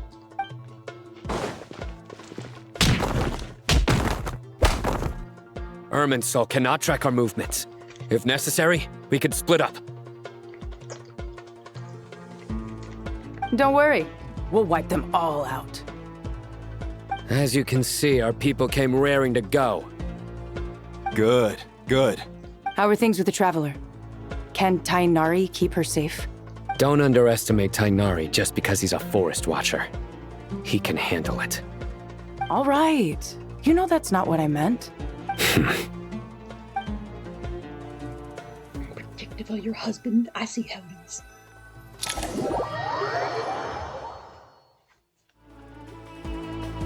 Sino and the reinforcements have drawn the Fatui's fire away. It's our turn. By using a cluster leaf of cultivation, we can pass through certain terrain silently. Good luck with that. We'll just fly up there. Huh? Oh, yeah. Ready? Ready.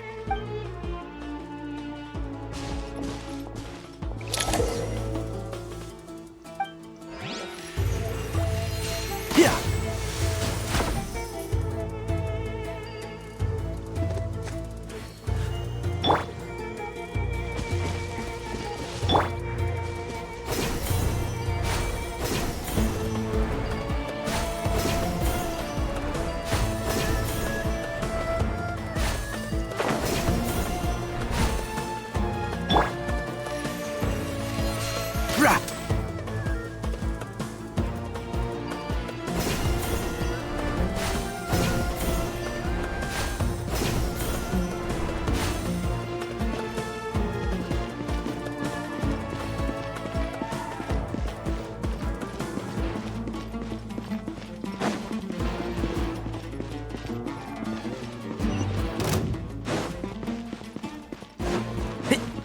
One with the forest. This attack do it. Scorch and burn! Yeah! Time for the big one! Yeah!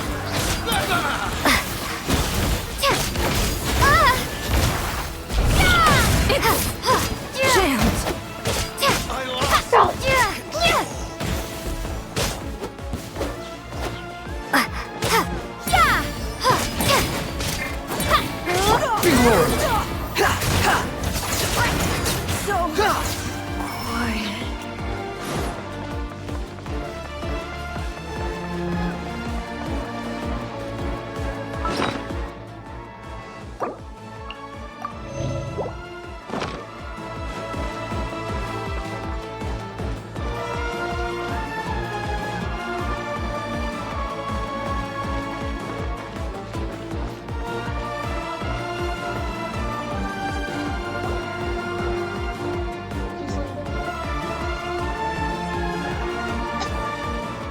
Fatui soldiers up ahead.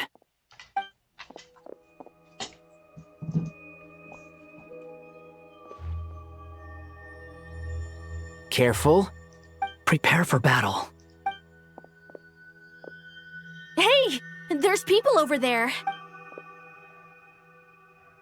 You have some nerve showing your faces here in the center of Sumeru City.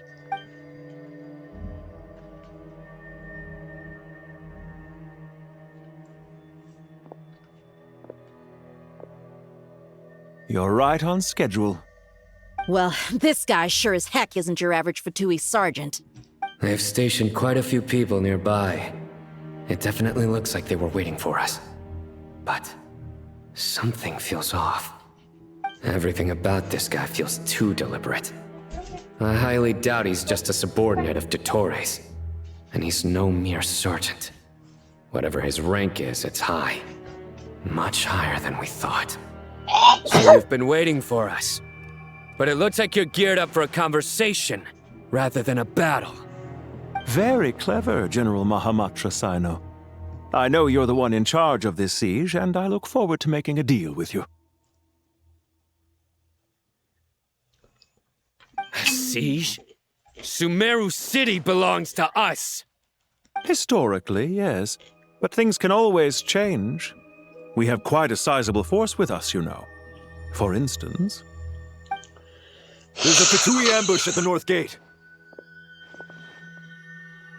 Can you handle him? We can for now. Yes, I'm quite sure both sides can hold their ground for the time being. The battle has not yet reached its climax. But what happens next? Do you enjoy watching bloodshed? Surely some of those here are people you count as friends. Once a war begins, some people must die. I doubt you wish that fate upon anyone you know. Wait a second. It's a trick. He's not even there. Silence! He disappeared. What was that? A ghost? Curses! He was never there to begin with. That was just a shadow projected there to lure us in. Enough talk! Attack! I apologize for being unable to accompany you at this crucial moment, but I am compelled to leave for reasons beyond my control. Please excuse me. Sumeru's General Mahamatra is quite ruthless. It's a good thing I wasn't there in person. Your illusion held them up for a time just fine. But now that they have seen through it, they will realize you were just a decoy. Decoy or not, what matters now is that they will be heading your way imminently. Not imminently. They are already here.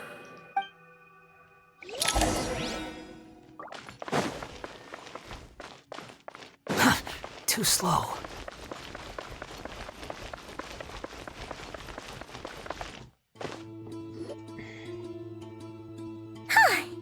This is far enough. Tainari, you go help Sino. Are you sure you don't need me to stand guard? No need.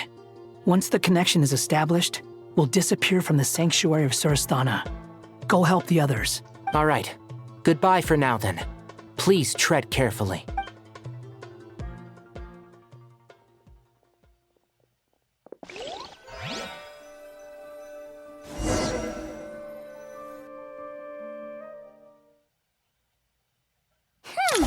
Now where's the interface Nahida mentioned? Come on, where's it hiding? Found it. It's over here.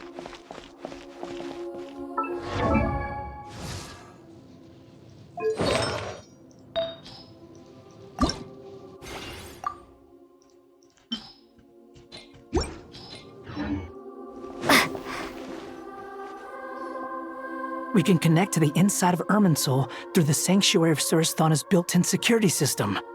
You should be pretty familiar with the process. Is it the same route as last time? For the most part. We don't need to adjust any of the parameters. Then I should be fine. And Paimon? Once you're both ready, we'll set off. Wait! The stakes are way higher this time, right?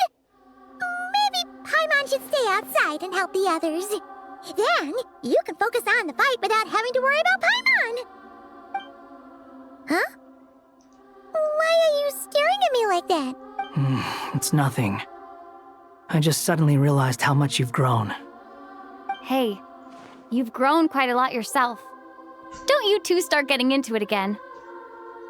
Well, anyway, Paimon thinks she's pretty knowledgeable. Who's the best guide in Tavatigan? And don't forget, Paimon's a college student now. If we say Alhatham's not a weirdo, it's hard to explain how he came up with the idea of you applying to the academia. But for all that he counts, you're doing surprisingly well in your studies. Just goes to show how important it is to have someone supporting you. And Paimon's not the only one. Let's not forget that you only became a student because of Nahida's personal recommendation. That's fair. I have learned a lot in Sumeru. Oh yeah, did you ever come up with that ugly nickname you promised me? What? No way! We're friends now! Paimon gave up on giving you one ages ago. Anyway, isn't Hat Guy enough of a nickname for you? Fine. Suit yourself. We need to go. Paimon, if you're staying, look after yourself. Will do. Paimon's gonna link up with Tainari and Sino. You guys are the ones who need to be careful. We will be. Bye for now.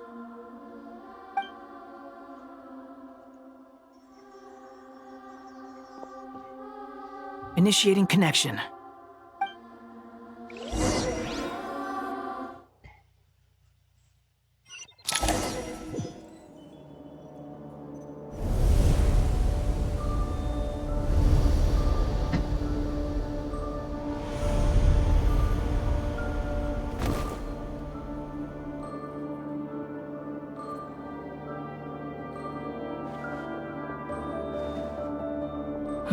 Well, here we are again.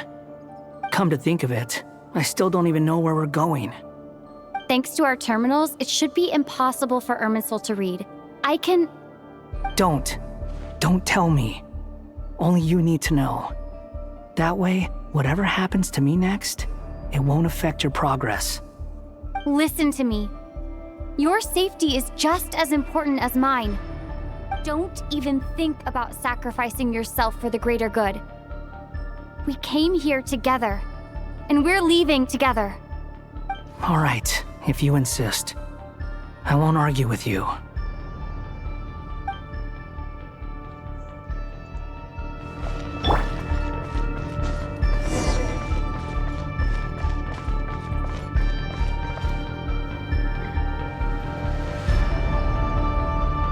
This place looks so different from how I remember. It's unrecognizable. It's a complete mess, like someone's turned the place upside down. Must be Dottoro's doing. Either he's searching for some information he needs, or... It's still changing. He has to know we've entered Irminsul.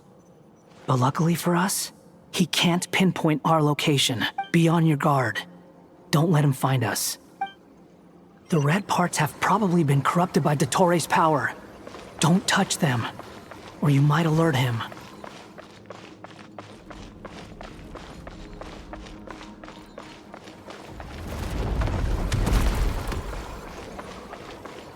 He's looking for us. Tread carefully. That wall could be a problem. Fortunately, it looks breakable. Give it a shot. Squall Fury!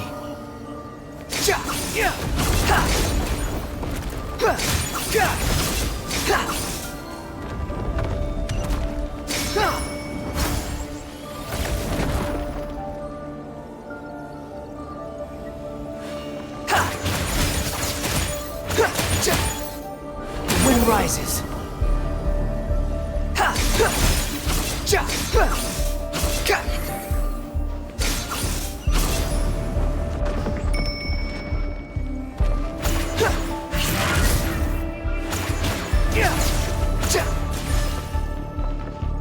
Squall Fury.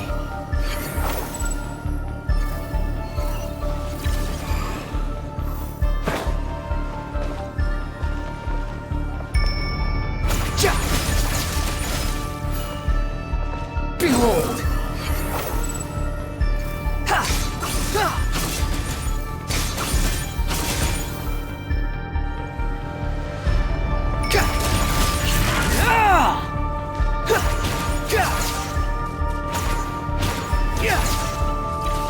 Squall Fury!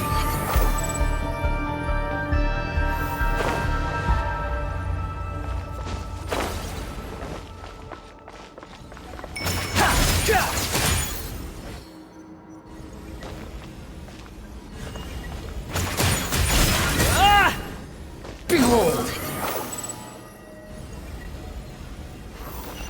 The same old trick again? Are you kidding me? Let's handle it just like we did before. This cheap trick isn't gonna stop us.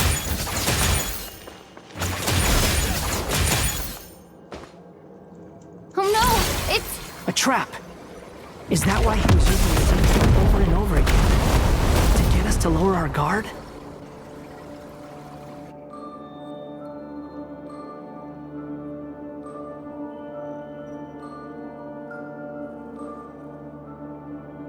I'm trapped!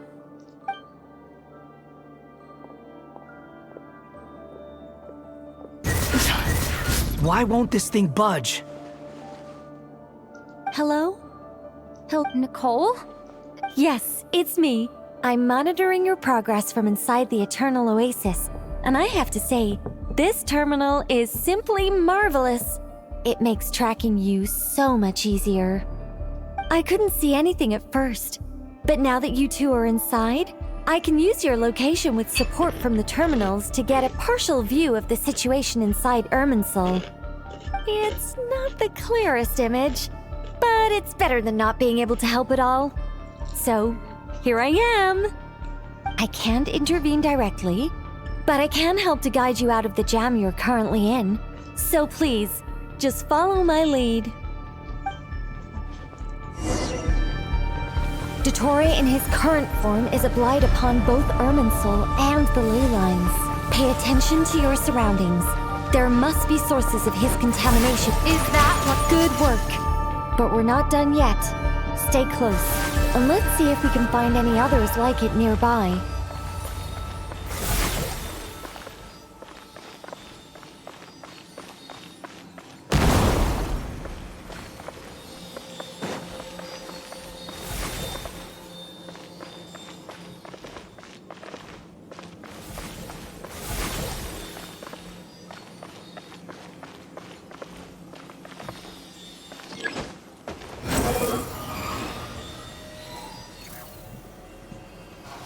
This must be another one.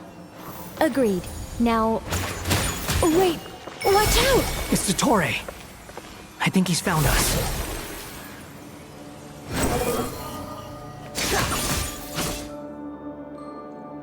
The seal is broken. Quick! Get out of there!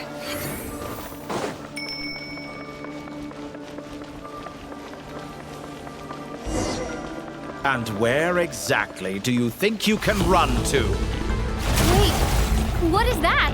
Pursuers. That's gotta be it. Run! Don't let that thing touch you. Dodge that attack.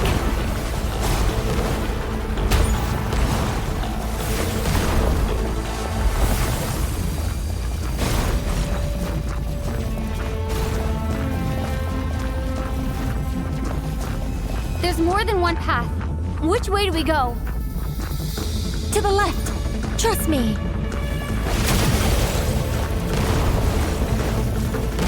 Fleeing like vermin. What a pathetic sight. Hey! Watch yourselves. Stay focused.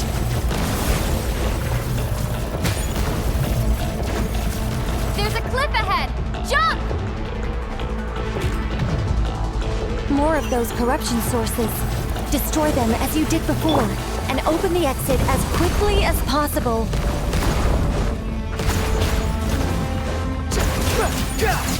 They're relentless. Is he trying to wear us down? You'll just have to destroy these too.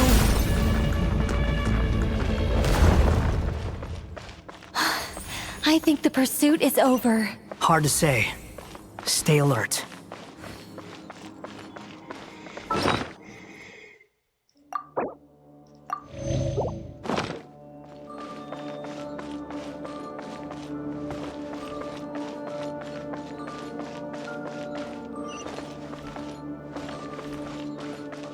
Behold!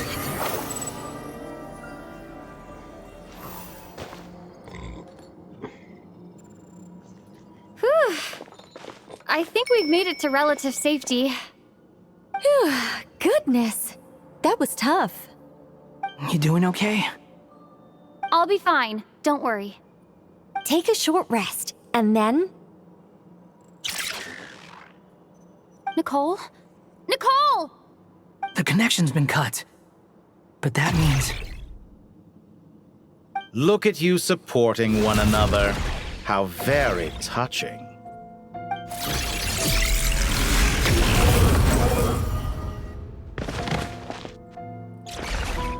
Dottore! Took you long enough to find us. You're more useless than I thought. Oh, really? I think I deserve a little more credit for my methods than that.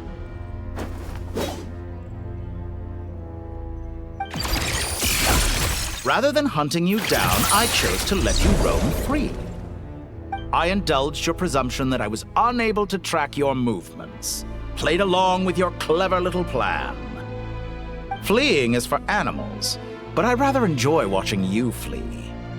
Some things lose the will to run altogether as soon as you put them in a cage. If that's true, then why did you come looking for us? Because I wanted to observe you up close, of course. Don't misunderstand me, I'm not here for a fight. Is it so unusual that I wish to greet my old acquaintances in person? After all, it's been a while. Scaramouche.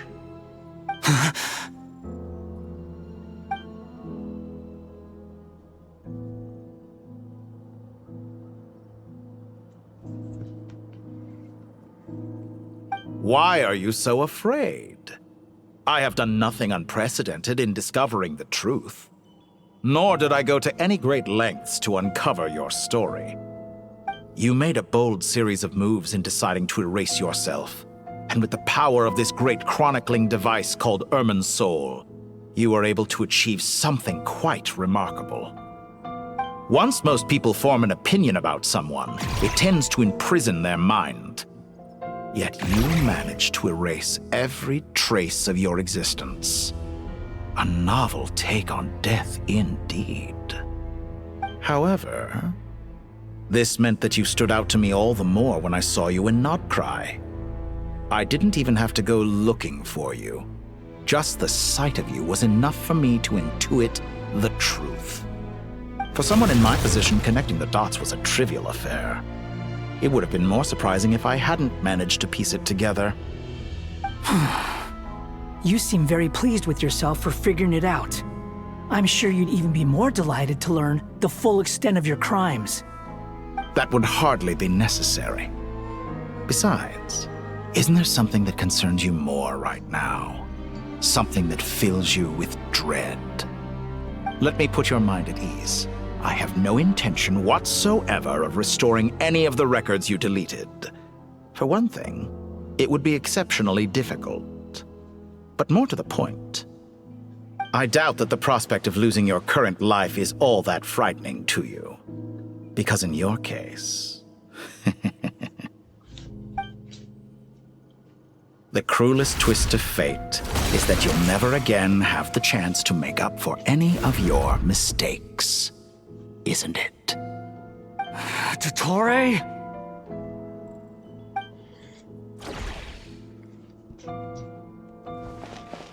All here shall bend to my will. Follow me. Scorch and burn! Squall and fury. Too slow.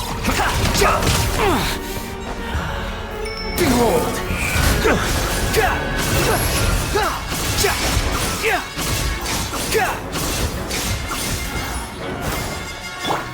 Time to ignite! I'm afraid you'll need to do better than that to take me down. I expected you to have grown stronger. Ah, how foolish of me. I forgot that you lack any means to increase your power. You will pay for everything you've done! Oh, will I now?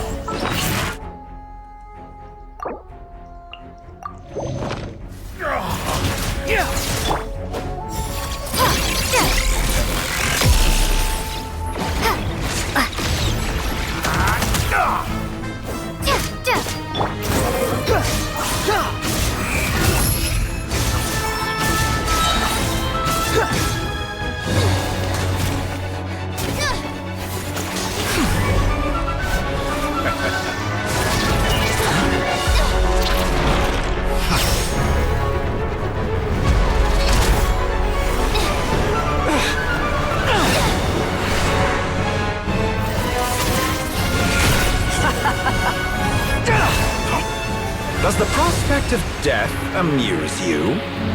I could ask you the same question! I'll distract Dottore. You focus on the mission. Got it.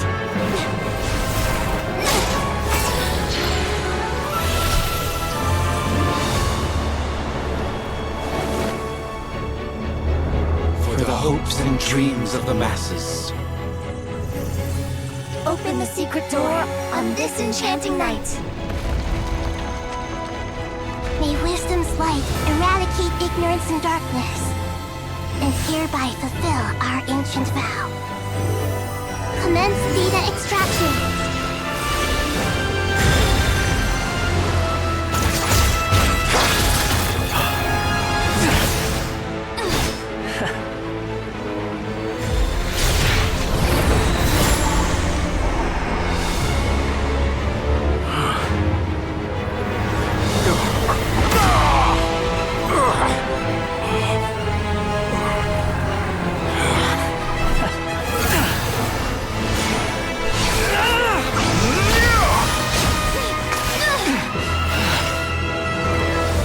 Cling to outdated ideals and stand in the way of progress.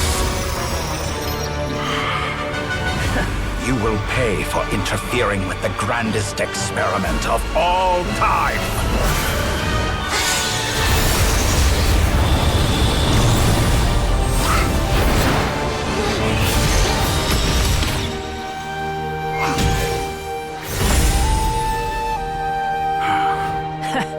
Good timing. Dotori, as clever as you are, you fail to understand wisdom. Wisdom takes many forms, but the path you have chosen eschews them all. Huh.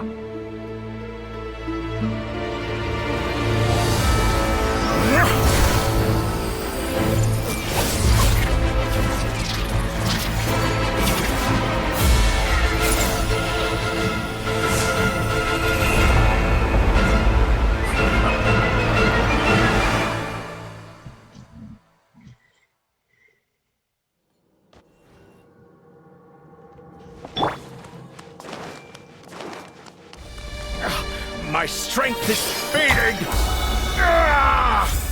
Since you are within Erminster, it stands to reason that any power you wield comes from it. Extracting the information from Erminster just to strip me of my power. I will find his weak links.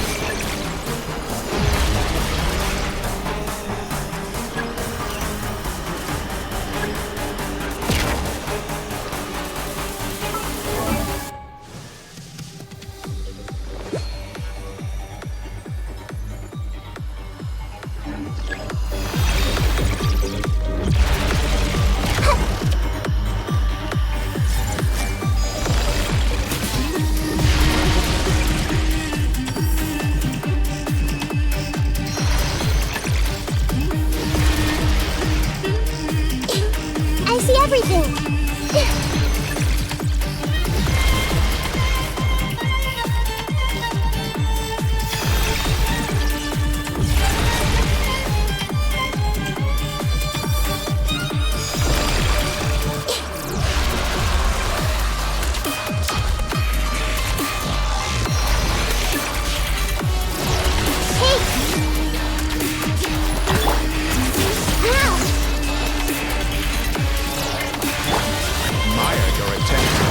A new variable, but it's nowhere near enough.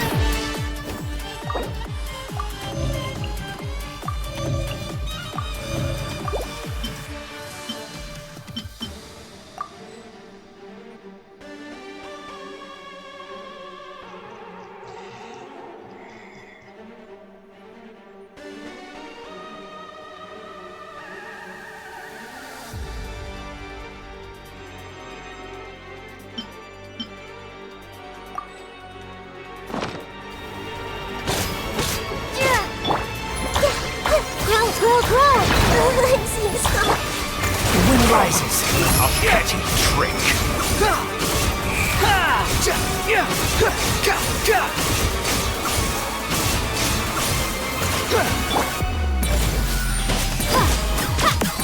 This may hurt a little.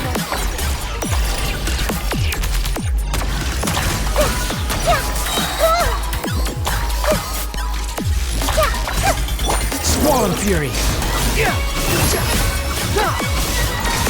Let's try this. Muso no Hitotaki! Time to ignite! Committed to memory. You won't just... They're so close. Just hold on a little longer. I'll hold him up. Traveler, Hat Guy, the rest is up to you. We certainly have a knack for surprising each other, don't we? I'm just getting started.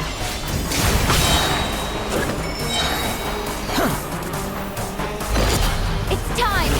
Say your prayers! Stay on your defensive, but watch your back. Time to ignite!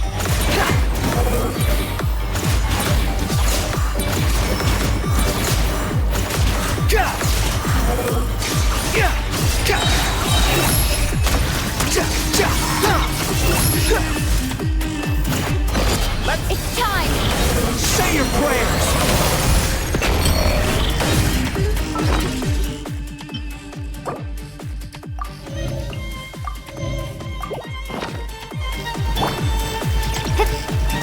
Scorch and burn!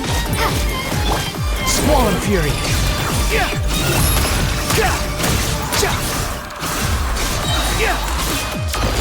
It's time!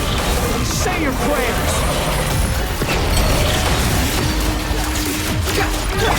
Final play! The wind rises!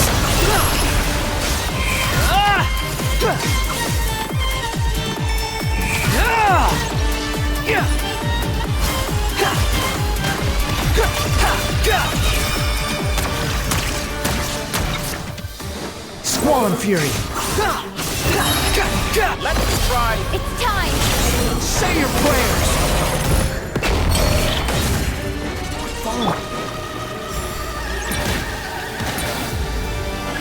The wind rises. Nothing worth mentioning here.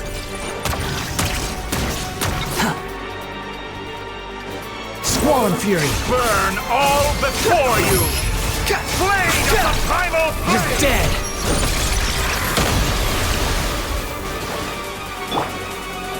Scorch and burn! The wind rises. It's time! Say your prayers!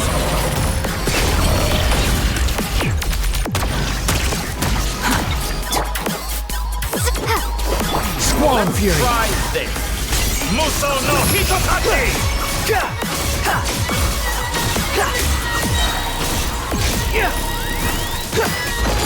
It's time! Say your prayers!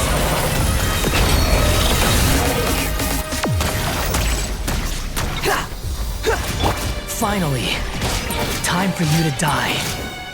Excited? Time for me to die? How could I have reached this place if death was something I feared? It's time! Say your prayers!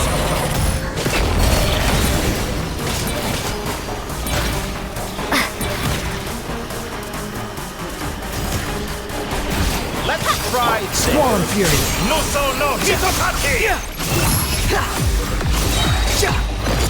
It's time! Say your prayers!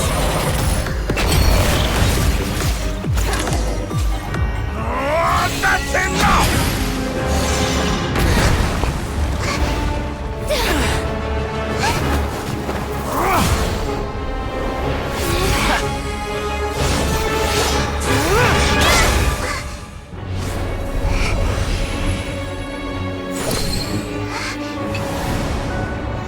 It's all yours. Do with it as you see fit.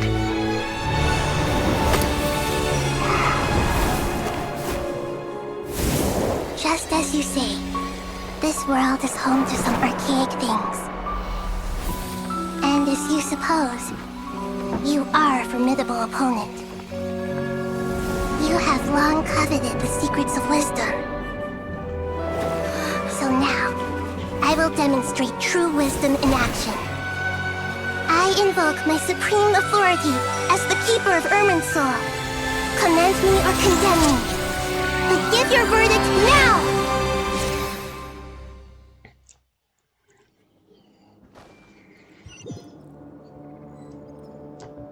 Blessed One of Wisdom, Mahakusaladhama, are you certain that you wish to exercise your authority to destroy Irminsul? It represents both your roots and your finest accomplishments. You truly intend to abandon the very thing you have always fought for? This is my decision. Irminsul has been corrupted beyond redemption. Irminsul is the original tree of Tevat. It is the means by which the heavenly principles maintains fate itself. The 7 Archons should honor and revere it, for their authority was bestowed upon them by the heavenly principles. It is precisely because I honor and revere it that I fight for the humanity it exists to protect. Wisdom is knowing how to weigh the options and make the right decision. If you truly care about the fortunes of this world, then it is me you should seek to preserve. Planting a seed begins the chain of cause and effect. Since you have become a great tree yourself, why should the loss of another tree be anything to fear? Till we meet again, Lord of Dendro.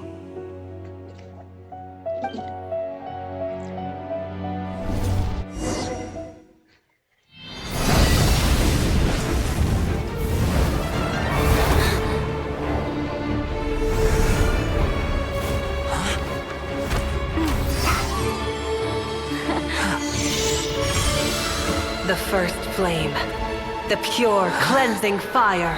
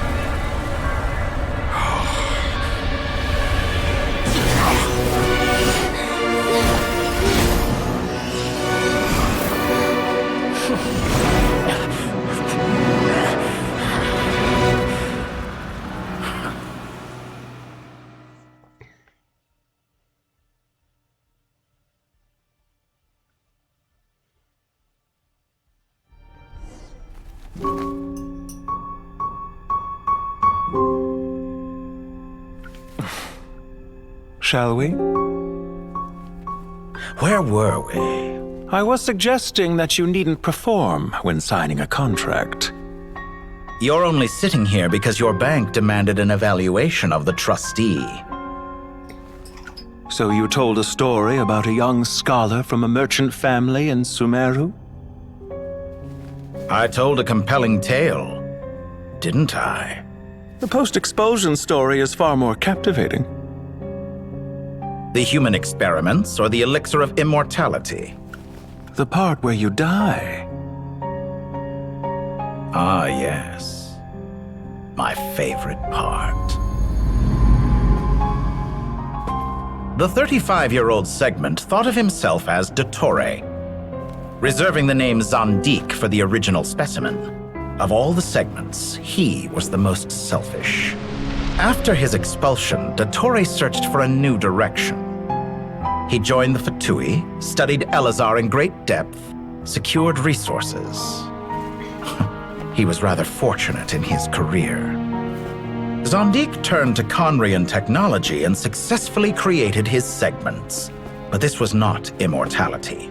Even with backup segments, his body would still age. Still, thanks to Snezhnaya, Zandik found the ideal base for his experiments. Then a perfect partnership materialized at a crucial moment. The year that both parties realized they needed more time. Fortunately, Zandik succeeded. In a miraculous turn of events, he gained the extra time he needed. I seem to recall it differently. All right, it's true. No matter how much elixir he took, Zandik remained human and continued to age.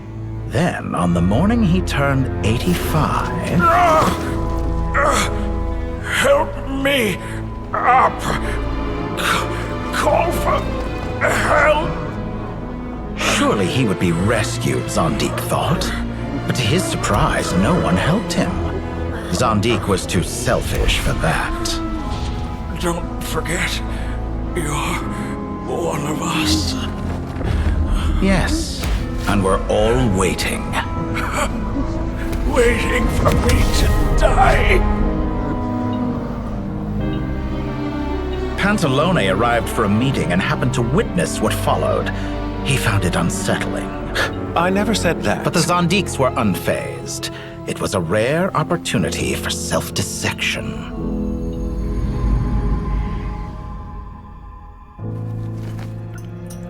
What does all that have to do with you depositing your data at Northland Bank? It has made me cherish my time in this world all the more. Fair enough. So you do have a sense of self-preservation.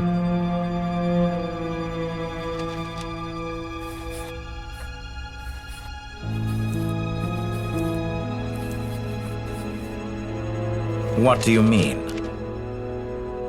You're hardly normal, and you don't cherish life. You just don't want to admit defeat in the limited time you have. Even so, don't I deserve an interesting ending? I'm counting on it.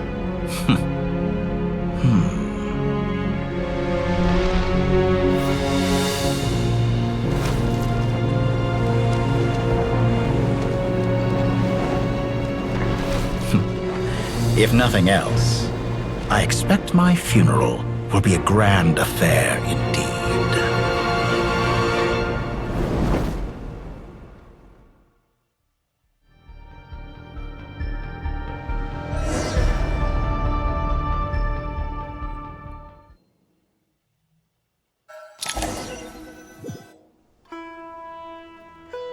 What a magnificent fire.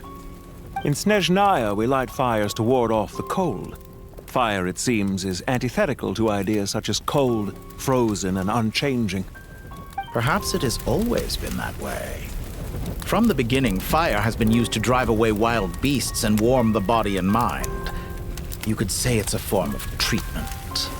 One that cures the human heart of mortal fear. Mortal fear? Something you haven't been acquainted with in a long time, by the sounds of it. Whereas you, I'm sure, must know the feeling quite well indeed. I remember when we first discussed the elixir of immortality, you claimed that extending your lifespan was about buying more time. But was that really the truth? You fear the prospect of dying a wretched end in this world, don't you? Of course I do. I'm only human, after all. And while you may have forgotten it, you cannot deny that you too were once human, pt.3. I do not believe that there is no such fear in your heart. Perhaps you are right. But I abandoned it long ago and devoted myself to my experiments. I have felt no fear since. From the very beginning, I never thought you could win this game. But still you came. Contract in hand, to honor our agreement. Because I am a reputable partner. And as we have discussed, experiments are about more than results alone. The process is equally important. I have come here and completed my creation, and I do not regret my decision. I'm afraid your journey ends here. After I die, there will be no one to make the elixir of immortality, and your remaining stock will only last a few more years. How then will you prove that you didn't perish in this incident alongside everyone else? When I feel optimistic about market environments, I never forcibly adjust them. They have their own direction, and I myself am one such environment. I have been quite particular about many things in my life. But where the manner of my death is concerned, I choose not to be. You make yourself sound so magnanimous. Oh, but I am. And I hope you will be too. It may have been a long time since anyone told you this, pt.3, but I recognize that you are a truly rare talent. Ha! I can see it. The experiment in blasphemy that I've been performing all this time. It has been a long process, and I do not care about the results as much as people might imagine. If the very goal of your experiment was to explore infinite possibilities, then there was never any reason for it to end. Indeed. Yet now, the experiment has officially drawn to a close. What should I call you? Zondik? Or do you prefer Dottore? Suit yourself. Goodbye, Feofan. This time, that's what it truly is. And don't I know it? Goodbye, Zondik.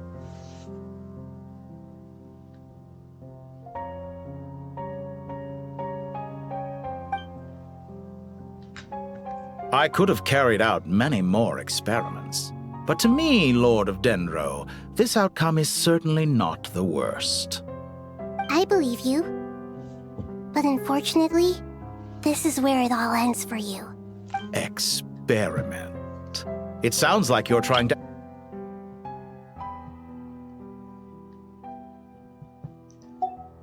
Wisdom is conveying information in terms that people can clearly understand. You know exactly what I mean. Indeed. I can see no further outcomes. Ha. You have a formidable mind, and you are braver than I thought. Setting fire to the very thing your survival depends on. Your previous threat was empty, but this time, it is real. When necessary, wisdom can be as fierce as an inferno. Some of the flames that incinerate you come from within yourself. Perhaps you are right. You see what lies at the bottom of the human heart, and that is your wisdom. Here is where your journey comes to an end. All that is yet unknown belongs to those of us who will carry on living. It seems I have unwittingly been your arch-enemy all along. But now, it's all over. I do not deny your intelligence.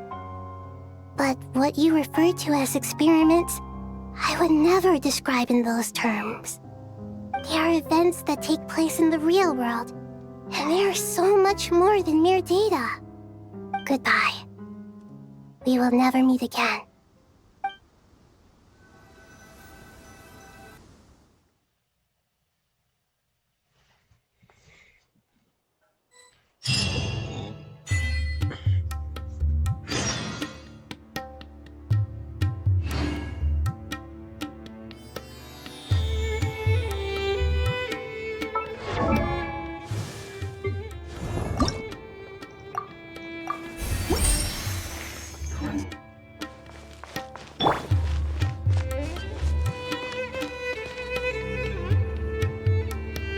Well, that's the last of them. Everyone on the list is already back where they should be. It was a long, hard road, but we finally finished escorting everyone back. I just pray that we'll never need to leave again. I hope we can stay here forever in this peaceful paradise of our own choosing. Paradise. In the annals of the Temple of Silence, that word carries great significance. It represents the hopes and desires of the gods. Their longing for a place to rest. I wouldn't think gods need such a place. People always think they're the only ones who can lose their homes. They forget that gods too need a place to reside. As the Goat King once said, "A god without his people shall cease to exist." Gods need their believers every bit as much as their believers need them. Only we can truly understand how much the desert faith has faded over the centuries. But we still talk about the gods as though they're part of our lives. Given the myriad ways in which gods and humans interact, I'd say they really are. How else could Dunyarzad consider the Dendro Archon a friend? Well, that sounds about right to me. Describing them as friends sure makes us feel a whole lot closer. If you told me a few years back that I'd have this many friends, I'd have called you a liar. Belief is a choice, just like friendship. We've made our choices through battle. The right ones, wouldn't you say? I'll be heading back to the Temple of Silence. I heard the Goat King and the Ibis King decided to pay us a visit. How about you? It's back to Aru Village for us. Still plenty of supplies to distribute and people to help. Until next time, old friend. As long as you can find the time, you're always welcome to visit us in Aru Village. Right back at you.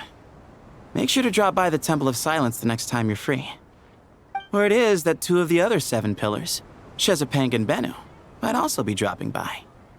Since you're wearing the symbols of their power, it'd only be fitting if you came to see them for yourselves.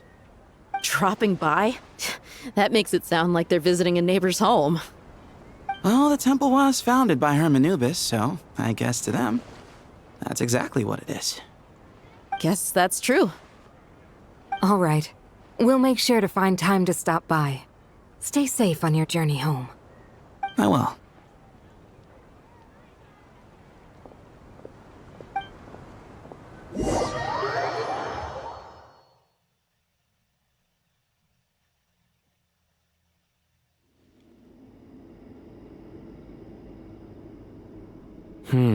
You do have a point. See? Retirement has always been a problem, especially for old-timers like us who've been locked away all these years. You finally step out into the light, and bam! You're face to face with a whole different world. Naturally. What do you think, Layla? Huh? Why would you think to ask me? How could I possibly be qualified to decide where the servants of King Deshret should live? Sorry if my question was unclear. Do you think their statues will stand out too much if we place them here?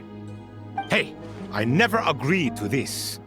How could we possibly allow our statues to be left in Hermanubis' home? That would be like breaking into someone's house, then pretending it belonged to you in the first place. Different beliefs can coexist. We still need to respect one another. By which you mean, you two plan to stay at the Temple of Silence, for a while at least, but you have no intention of relocating your statues here. So, you see this as sort of a family visit? Is that correct? Family. Huh. You could say that. In a sense, Hermanubis would view this as his home. Just look at this place. Magnificent, is it not? The sad truth is, in the past, all 3 of us invested so much into misguided ventures. We failed to build what we should have, and wasted so much time instead. And what do you mean by that? I mean that for the most part, time spent associating with the likes of Sobek, and, let's say, Thoth, might reasonably be considered wasted. Why does that not surprise me? Go on. Anyway, given how much time we'll all be spending together, I'd say that the bonds we built will end up proving to have been a sound investment. Once Sethos, the current leader of the Temple of Silence, returns, you can discuss the matter of staying here with him. But judging by the expressions of everyone here, I imagine you'll receive a very warm welcome. This sacred ground houses untold knowledge, after all.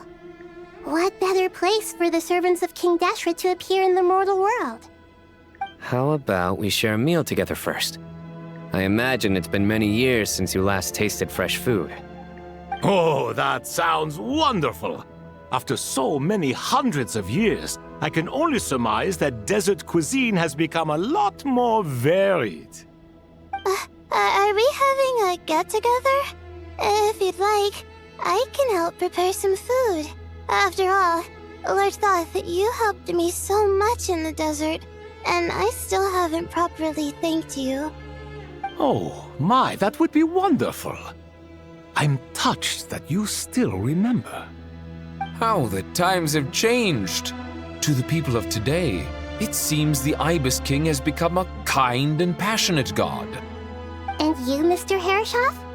What kind of god do you wish to be?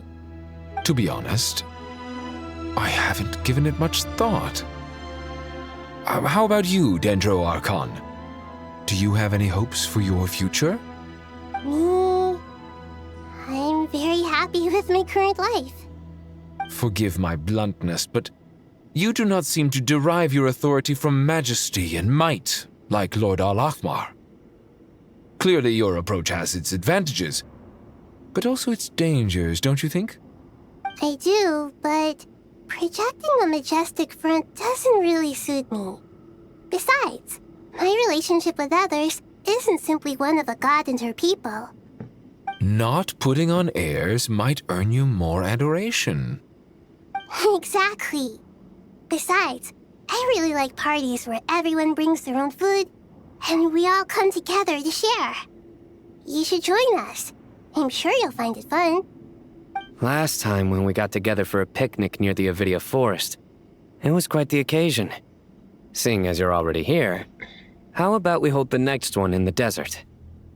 Can we do that? Wouldn't Tainari have to transport a ton of drinking water? Don't worry, I can help out. Layla, would you like to join us next time? Me? Sure. The more the merrier. That way we... Don't take this the wrong way. I just think you should know. When it comes to passing the time, chess is more our thing. In that case, Dendro Archon, what do you say? If I were to compete against you, I can't say with certainty I'd win, but I certainly wouldn't mind giving it a shot. Where's Sobek? I'm sure he'd be good for a few rounds. Cards, cards, cards! I'll always prefer chess. I wonder what variant of chess we're talking here. Mr. Thoth, is there some sort of astrological significance to this game? Oh, I'm glad you brought that up. As long as the leader of the Temple of Silence agrees, we can search Hermanubis' place for books to teach you how to play.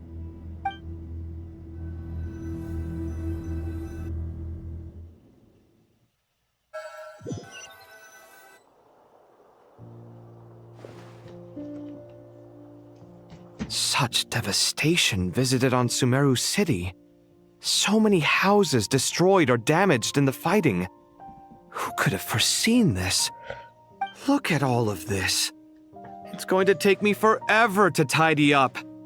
I suppose living below the academia doesn't always work out to your advantage.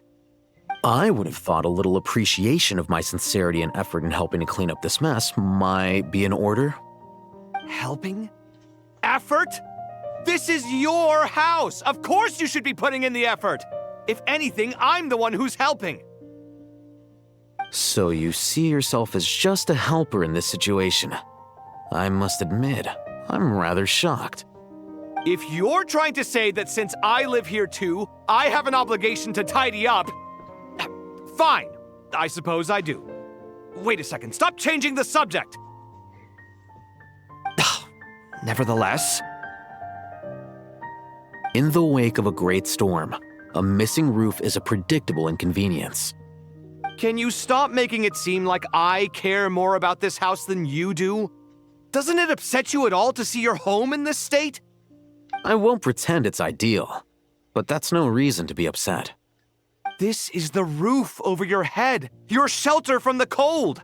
The furniture is scattered, the paintings have fallen off the walls, the windows are shattered. Don't you feel even a little disheartened? The way I see it, these problems are easily solved. Ugh, this is precisely why I hate talking to you about sentimental things. It's like banging my head against a wall. You simply don't understand just how much work goes into making a proper home. It sounds like this is causing you a lot of anguish. You mean the house or the paintings? I mean your sentimentality. Oh, well, yes. But I'd rather not dwell on such things right now. Generally speaking, when anguish becomes the norm, people usually make an attempt to improve their situation. But there are so many people and things in life that are difficult to change. It's not like you can force them. Besides, Anguish can be a source of inspiration, and I'm not sure I could break my reliance on it. I'm glad you're able to make yourself think like that. What kind of a response is that? I was stating a profound truth about the very nature of art. Suffering is the cradle of all creation. Even you can't deny that. And I wasn't trying to. I'm just happy for you. Pure and simple. Can't you tell?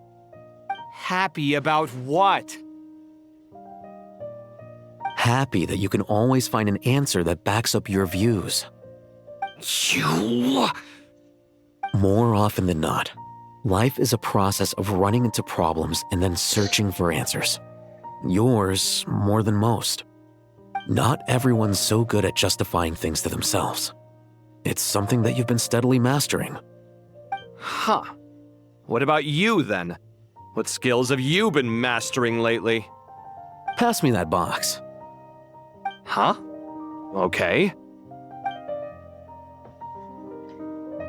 You may consider this my progress on the path to mastery. What? Wait a second. Isn't that box mine?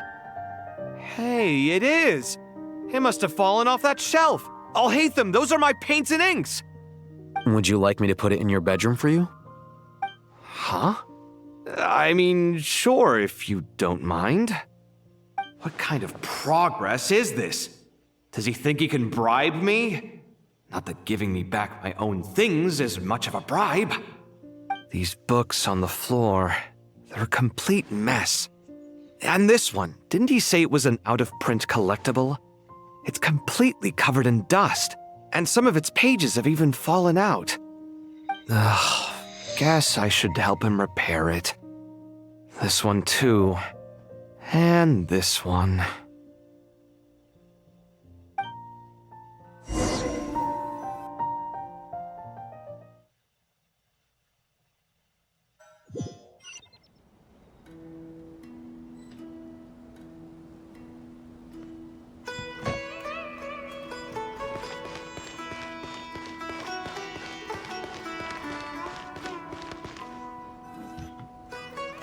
Local sumpter beasts, imported goods, such a bright future ahead. I can picture the Mora just rolling in.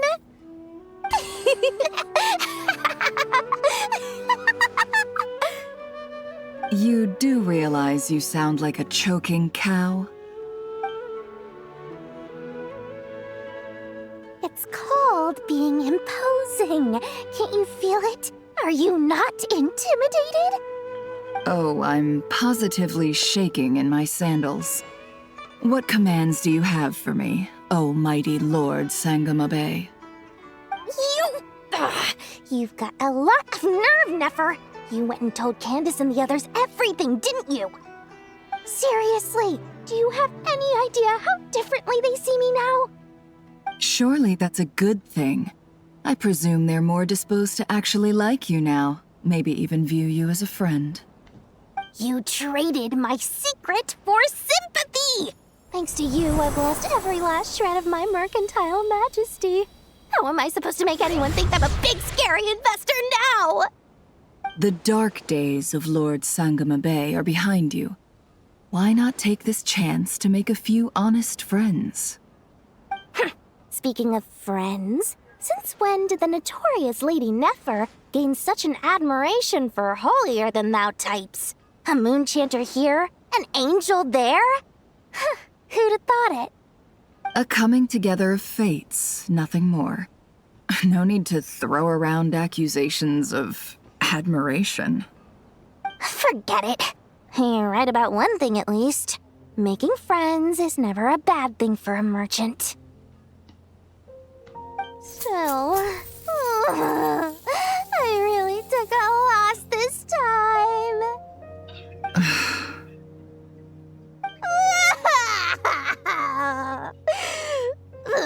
What are you looking at?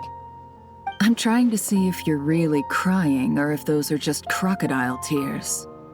A little birdie told me that when Lord Sangama Bay makes money, The tears flow from the center of her eyes, but when she loses it, they flow from the corners. Which is it this time? Ugh, you are so annoying. I'm not talking to you anymore.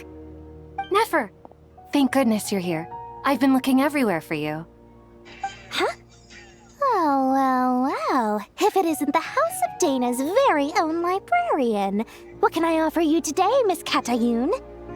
Oh, no. I'm not here to buy. I'm here to bring Lady Nefer a book, and a fascinating one at that. We agreed to meet at the entrance to the mausoleum of King Deshret. One more thing. I bought this copy with my own money. It's not borrowed. Reasoning knows not time of day, but suspense always follows a blizzard. That's quite the mouthful. Huh? Isn't that the one that... It was all the rage for a while. People throughout the city were clamoring to get their hands on a copy. The names inside were all circled. Everyone thought it was a riddle. Don't bring up that book in my presence. I don't even want to hear its name. That thing was nothing but a scam. Surprisingly enough, I've actually heard of this book, though it doesn't seem of much consequence. So what truth lies behind it? You're from the Vahumana and you're asking me what the truth is? I'd say the actual truth was about the least important part of the whole episode. I brought you this book because it probably has the most interesting backstory of any in the House of Dana's collection, at least in recent years. As for its quality, well, you can judge that for yourself. Don't tell me it's actually any good. You may not know this, Lord Sangamabe, but Lady Nefer has a fondness for books with... how should I put this? Mixed reviews? No eye for good literature, huh? Perhaps she feels that bad books hide interesting secrets? But I shouldn't put words in her mouth. It's probably fair to say she prefers the conversations that books can spark over the substance of the books themselves. Suits my style as an intel broker, wouldn't you say? Very interesting, thank you. I'll return it to you once I'm done reading. And as it happens, I have something for you, too. Incense? I imagine you've already used up the incense I gave you last time. Here's some more. This batch is from Nodcry, so the scent won't be quite the same. Well, actually, I've been saving the incense you gave me. I couldn't bring myself to waste it without a special occasion. But I'll gladly accept this, too. And I promise I'll use it this time. Katayun, you haven't changed a bit.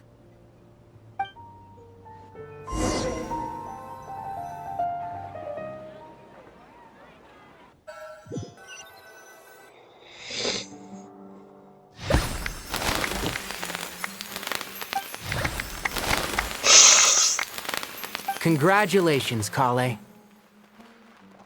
Well done, Kale. After studying for so long, you've finally become a full-fledged ranger. Sure hasn't been easy for you, huh? This really is fantastic news. All grown up. No longer a trainee, but an official forest ranger. Oh, the next step is to secure tenure in the academia. Thanks, everyone. It's true. I'm an official forest ranger now. Master Tainari, thank you for your guidance and support. I wish Mr. Sino were here so I could thank him too. Sino had a matter to attend to at the Temple of Silence. I don't imagine he'll be back for some time. But don't worry, we can celebrate together once he's finished. I'm afraid the party will have to wait. Kale still has some matters to attend to first. Kale? Is everything all right? No, it's not what you think. There's nothing wrong with my health. I just have a few things I need to deal with. I've made plans with the Traveler and Paimon to visit Mondstadt. Master Tainari and Mr. Sino will be accompanying us too. Well, that's a relief. Let's get together when everyone's back. I'm sure you'll be doing even better by then. Of course. I have a feeling you're right.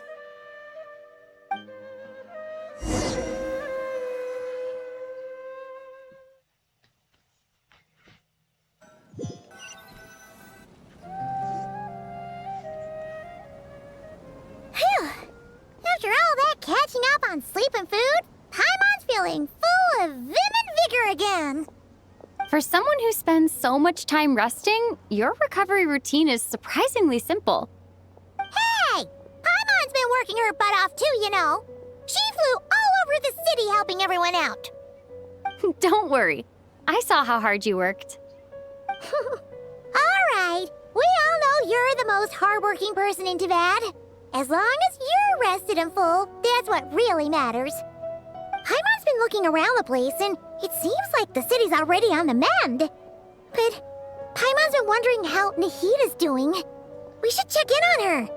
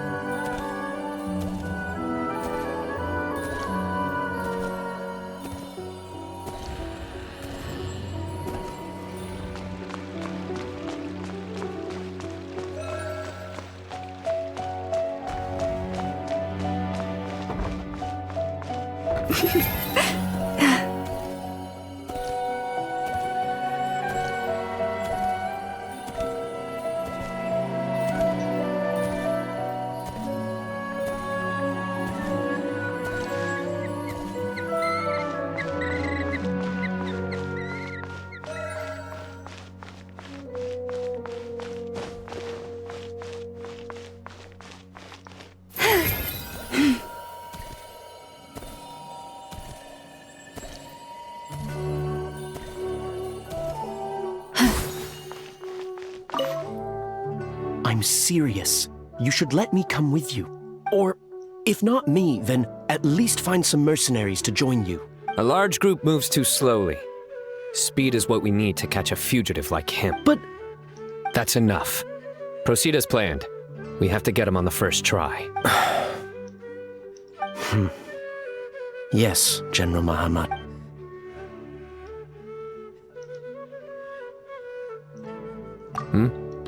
Nothing, Major. A scholar made a prohibited device and fled the academia with it. We're already in pursuit. We've decided to act discreetly to avoid alarming the general public. Affirmative. The plan is all set. Other Matra will prepare the trap, and I will go alone and drive him into it. He's cunning. He's already outwitted multiple Matra tracking him, and some sustained significant injuries. But he won't escape this time. Don't worry. I'm just scaring a cowardly little jackal. It'll jump into the trap on its own. If it resists, then the sands will claim it. It's fine. I handle cases like this all the time. There won't be any surprises. Sorry. Inspiration eludes me for now. I'll be sure to tell you a good one once I get back.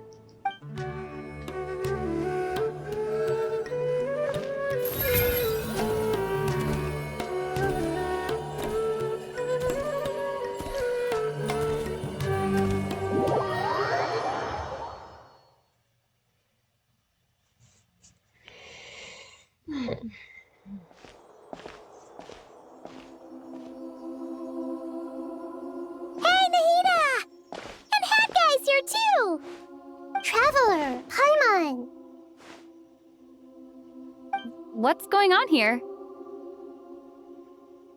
Nothing much. Nahita was just expressing concern for my physical and mental well-being. Oh, the Traveler told Paimon all about that. We've both been very worried about you. Are you feeling alright? You make it sound like I'm on the brink of some kind of breakdown. Truth is, I'm doing much better than you might imagine. If we can just get to the bottom of Dottoro's intentions, we can minimize his negative influence.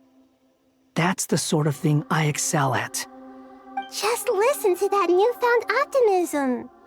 It seems like having you enroll in the Vahumana was a truly inspired move. I can really see the positive influence. Observe, a classic Sumeru specialty.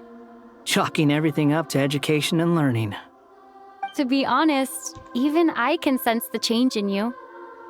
Everything Dottore said to you was a way to manipulate your mind. Fortunately, you're no longer under his sway. Can someone as old as me really continue to grow? If it helps, just think of yourself as a late bloomer. It's all a matter of phrasing, and it comes down to what standards you measure yourself by. For a puppet, developing at such an age is perfectly normal. But if you choose to call yourself a late bloomer, it sounds more like you consider yourself human. However you see yourself, well done. All right, I see what you mean. Anyway, what's your next step? What else can I do but complete my current courses? Everything else can wait. Anyway, that's enough chit-chat. There are still things in the city I need to help out with. I'll be heading there now.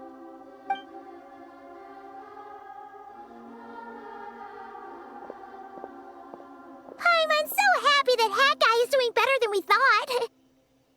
But what about you, Nahida? How are you holding up? The pyronosis burned down the corrupted Irminsul.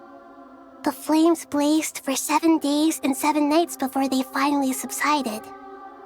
All that was left were the parts underground. Now, Aru shoulders the responsibilities that once belonged to Irminsul. The situation was contained before it got out of hand, so Tevat's most vital information has largely been preserved. Irminsul has a strong influence over you, doesn't it? How will you cope now that it's gone? There is no need to worry. Thanks to Nicole's extraordinary talents, my connection to Irminsul has been severed and transposed onto Aru. Angels can do things like that? They can. Such abilities are precisely what makes them so powerful. The goddess of flowers, Nabu Malikata, once claimed that she too could perform feats beyond the reach of mere mortals. In my eyes, much of what she went on to achieve reached such transcendent levels. Her and Nicole really are both fascinating and magnificent.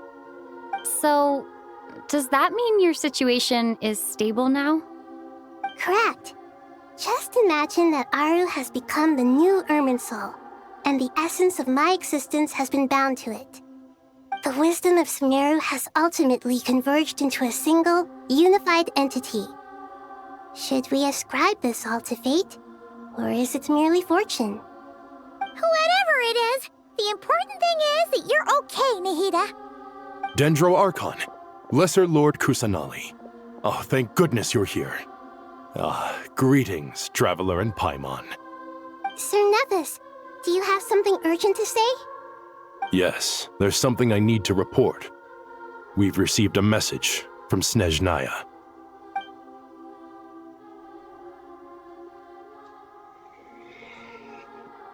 The Fatui Harbinger, the Rooster, sends us his sympathies, along with all the usual pleasantries.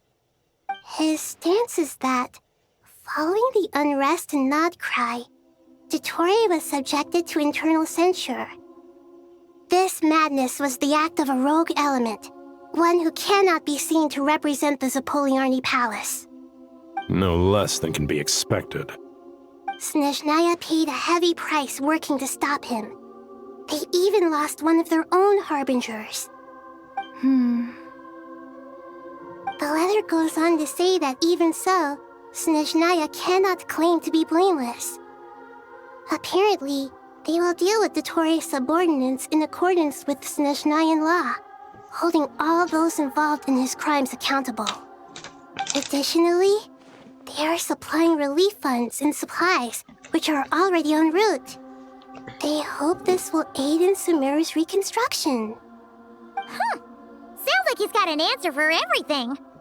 True, but as diplomatic rhetoric goes, it's highly effective. Completely watertight, both in logic and sentiment. This disaster has had a profound impact on Sumeru. There is much that I will keep in my heart. The matter of Dottore can be seen as settled for now. We are sure to cross paths again in the future, and in that light, Snezhnaya would do well to uphold their responsibilities and keep a tight rein over their actions. With Irminsul burned, the flow of fate now carries many more possibilities. I will be watching carefully. Perhaps we can move on to a less serious matter? Dendro Archon, will you eat with us once this matter is dealt with? Everyone wishes to celebrate together. Your presence would be most welcome. Of course! Junior Zod, Sino, and Hypatia all told me the same thing. If there isn't enough room for everyone, we can arrange back-to-back feasts. What a wonderful idea. That just leaves the question of what we should eat. Not more tomatoes, surely. More? Dendro Archon, what do you mean by more tomatoes? Those good friends of yours are always talking about tomatoes. Sometimes when I'm walking through the city, I can even hear them arguing in the fields. Since you see them so often, you must hear about tomatoes even more than I do. Tomatoes. Tomatoes. The word has a certain magic to it. Like the autumn fur of a sumpter beast swirling in the wind, sometimes flying up my nose. Tomatoes. What can we make with tomatoes? Wait, why tomatoes?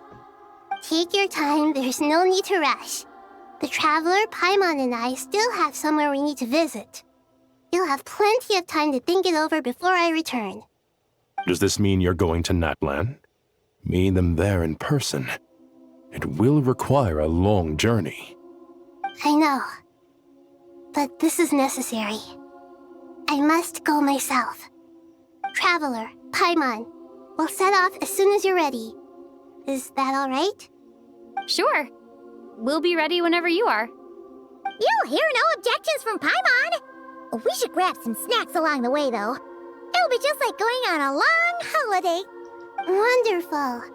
I'm looking forward to this so much.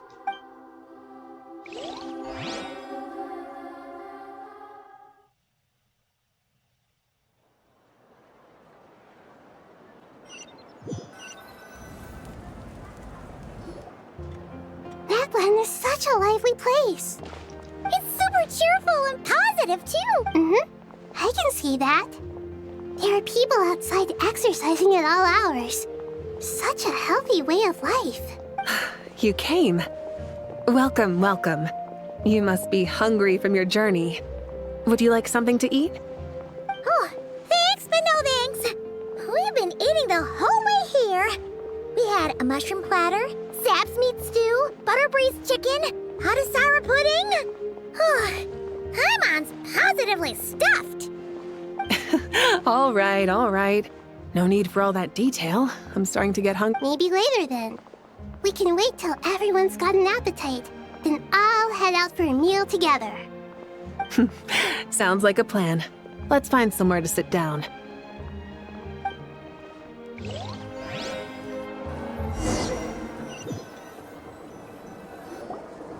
I should tell you, I already have some sense of why you've come. Why's that, Malika? To say thank you. Your senses are spot on. But on top of that, we also feel guilty. Because the pyronosis has vanished? I sensed its loss. Despite scouring through the remnants of Irminsul, we couldn't find any sign of the pyronosis. Not even any trace of it burning to ash. That's certainly unusual. Still, the potential fallout from Irminsul's loss is significant, to say the least. Perhaps the pyronosis's disappearance is simply a knock-on effect of the impact it's had on a certain strand of fate. There's no need to feel guilty. We were clear that this time, there was to be no returning, only giving. Pure and simple. Thank you really is a fascinating phrase. We use it to express gratitude for the smallest of things. Yet, when faced with a kindness too immense to describe, we use exactly the same words. It's not that we lack other means of expression. It's that when we truly need to express our feelings, the simplest and purest words are always the most powerful. You're right. In Natlan, we prefer simple expressions too. Companionship, friendship, support. They might not sound fancy, but the sentiment behind them is sincere. That's wonderful to hear. Sincere feelings are often a vehicle for the deepest wisdom of all. Irminsul's destruction doesn't seem to have done you much harm. I'm glad to see you're doing well. There's still a lot of work to do, but before we begin, we felt it was important to come here and speak with you. Partly to express our gratitude, but also because we felt that seeing you, in a sense, is like basking in warm sunlight. That's a nice way of putting it. I like that. To tell you the truth, though, I'm not a fan of somber meetings. So, since there's nothing more to say, why don't we go bask in some actual sunlight? The weather's beautiful today. What a great idea! Paimon's gonna lie back and soak up some rays.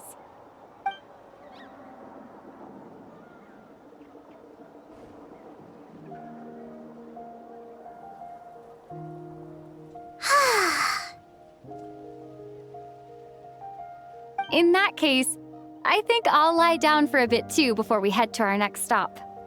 And where might that be? Mondstadt. Paimon and I are gonna head back there with Kale and the gang. Long ago, I sensed that the god remains inside Kali had come from the goddess of flowers, but I kept it a secret. Those remains weren't hurting Kali, not as she is now. They simply exist.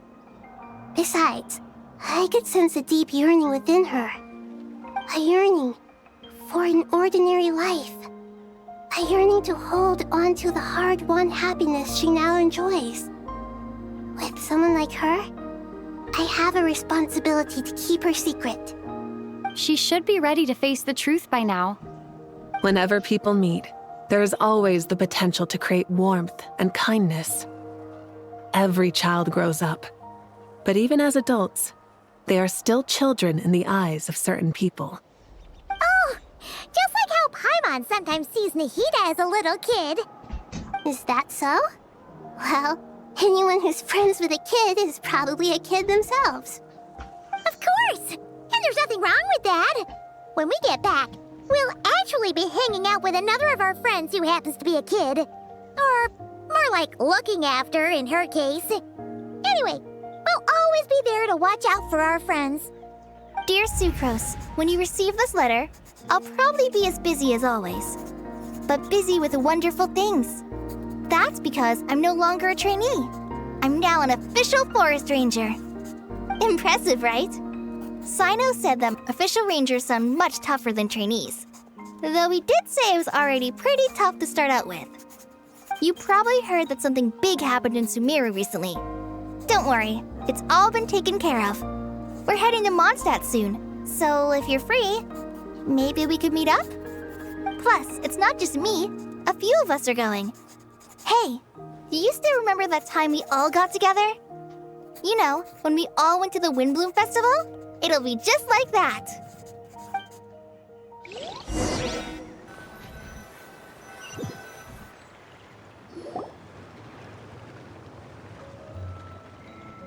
Dainari, is that...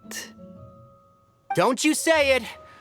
Is that the great Vayu-Vyastra? Behold, the great Vayu-Vyastra, General Mahamatra. How times have changed. I wasn't expecting you to beat me to the punchline. You've changed. You've really upped the aggression in your battle against Sino's jokes. Kale, how did you know what I was going to say? For the love of...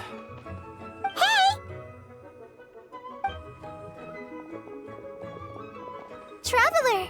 Paimon, you're right on time! I hope we haven't kept you waiting. Kalei! Sucrose! It's been so long! How have you been? I've been well.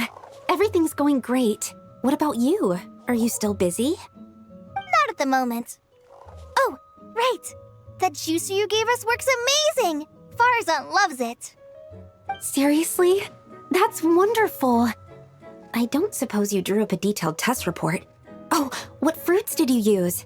How's the texture of the final product? Sucrose, you might want to try asking your questions one at a time. Albedo! Paimon didn't see you there! It's been a while since all of us were together like this. How about we follow the same plan as last time? Good idea, my friend. You never disappoint. So, what are your identities this time? Don't remind him. First things first.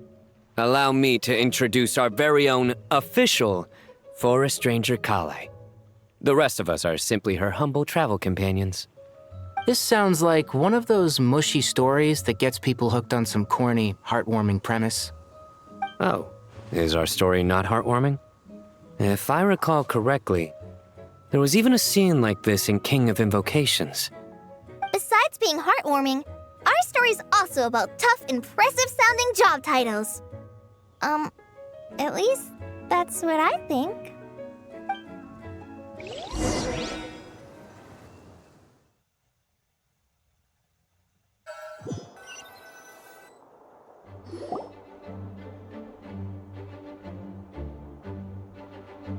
Oh, you're here already?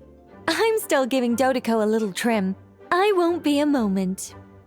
A trim? Does Dodeko need haircuts too? Of course. It's important to know how to take loving care of the apples of your eye. All of these trivial matters get left to me. It's because I'm an angel, and angels are, in a way, the guardians of all Teyvat. Oh, right! Well, that's definitely an impressive-sounding job title. What are you writing? Lines. Oh, write them on these card backs. Of course. Clearly, my lines are pretty amazing, wouldn't you say? Miss Nicole. Kalei? You seem a little nervous. I was just wondering, who was the person you mentioned who needed their wish fulfilled? Wish? What do you mean? Miss Nicole asked if we could meet up in Mondstadt once everything was over. She said a friend of hers had a wish that needed my help to come true. Well, you never mentioned that before. All we knew was that you'd arranged to meet in Mondstadt. But we thought it had something to do with the god remains. To be fair, everything I told you was true. Anyway, my friend is waiting. Come on, let's pay her a visit.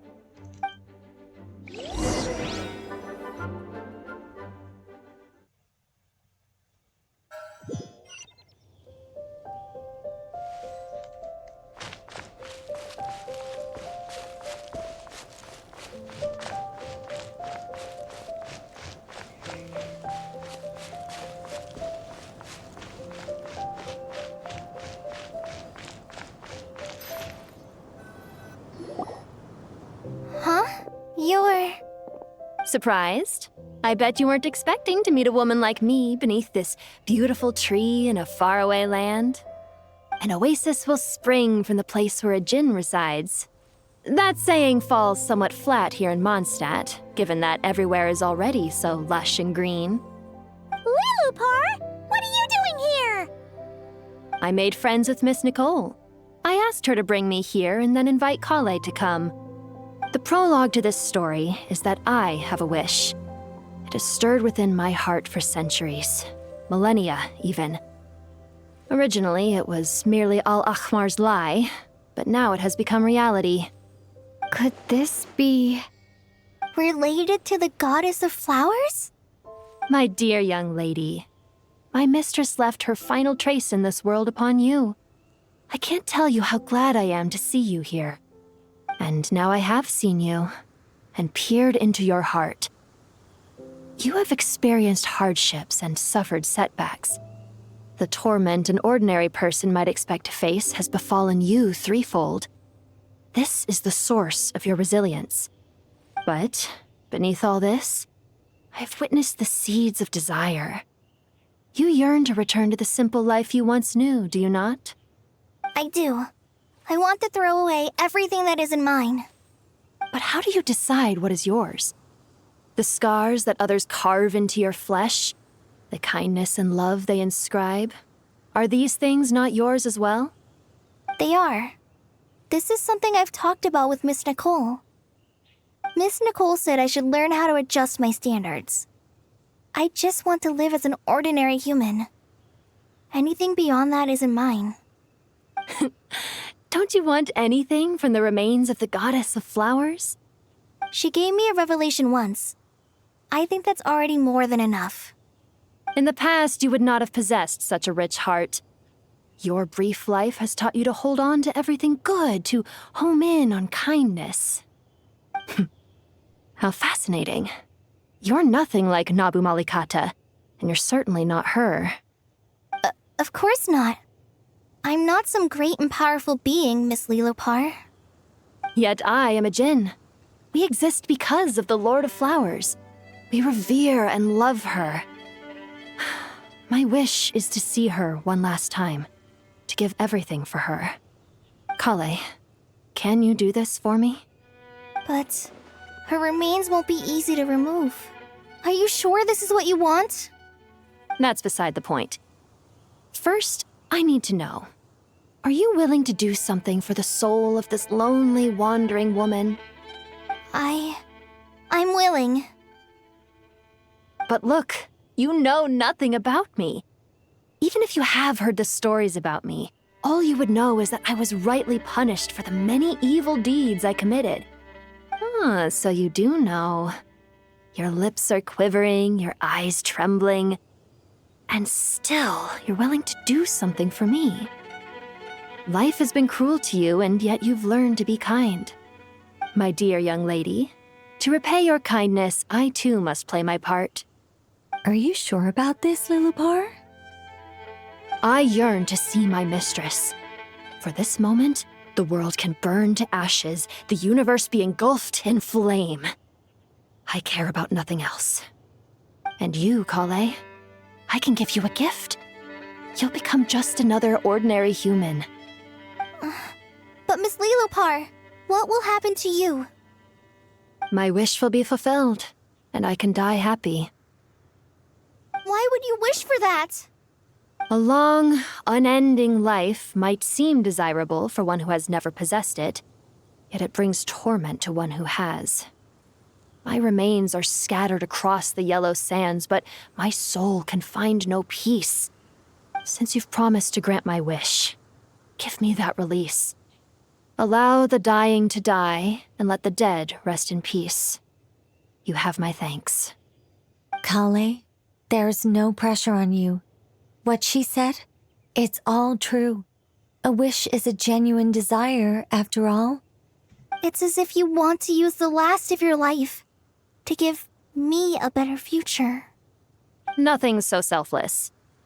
We'll be using our futures to fulfill each other's wishes. This is a noble act, a beautiful and secret transaction between two women. I understand. Miss Lilopar, I'm ready. Close your eyes, Kale. Then open your soul. From there, I will embrace my mistress. The downpour of flowers is your touch, like returning to the very beginning. Like surrendering to your grace, my mistress. People say that devotion is beautiful, yet filled with pain. How foolish of them. For me, devotion is beautiful, pure and painless. Devotion is my love. Thank you.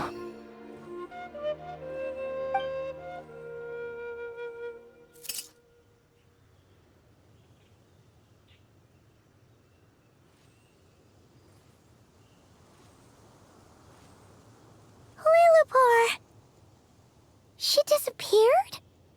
She left, carrying the blessing of flowers. Kale, are you alright?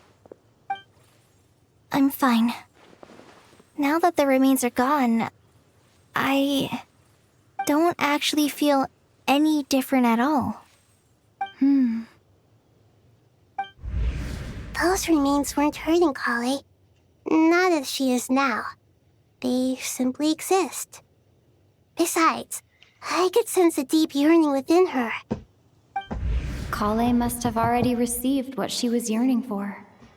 I'm doing fine. I feel relaxed. There's really no need to worry. Then my wish has come true, too. To become ordinary? That's just one of my wishes. Actually, I have a few more. For instance, I want to protect the people I meet and help them find happiness. That sort of thing. So between Miss Lilopar and me, you've fulfilled 2 wishes already, and protected 2 people. Wonderful, isn't it? I feel so fantastically happy. I guess that settles things here. So what's next? What do you want to do when we get back to town? Clay, look who I've brought to see you.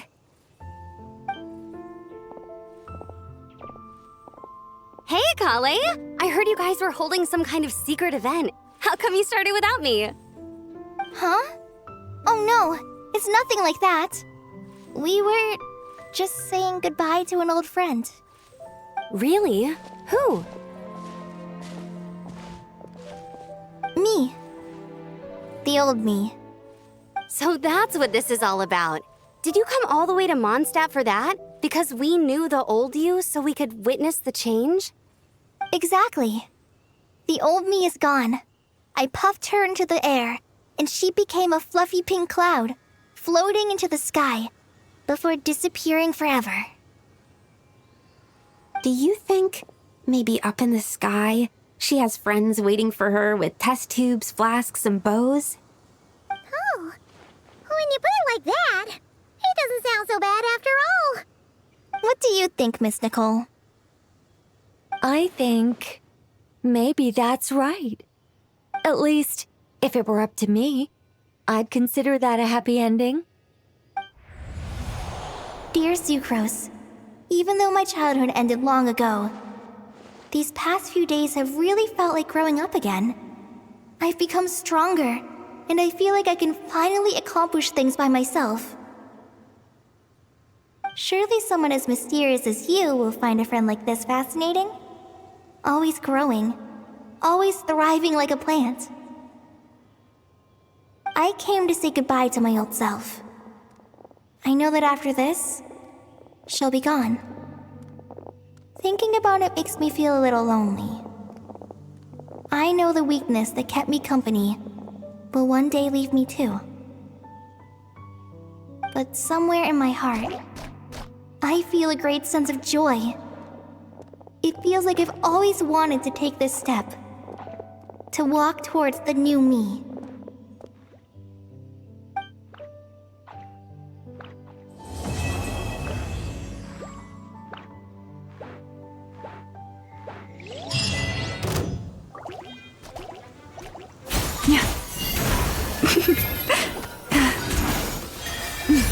Yeah.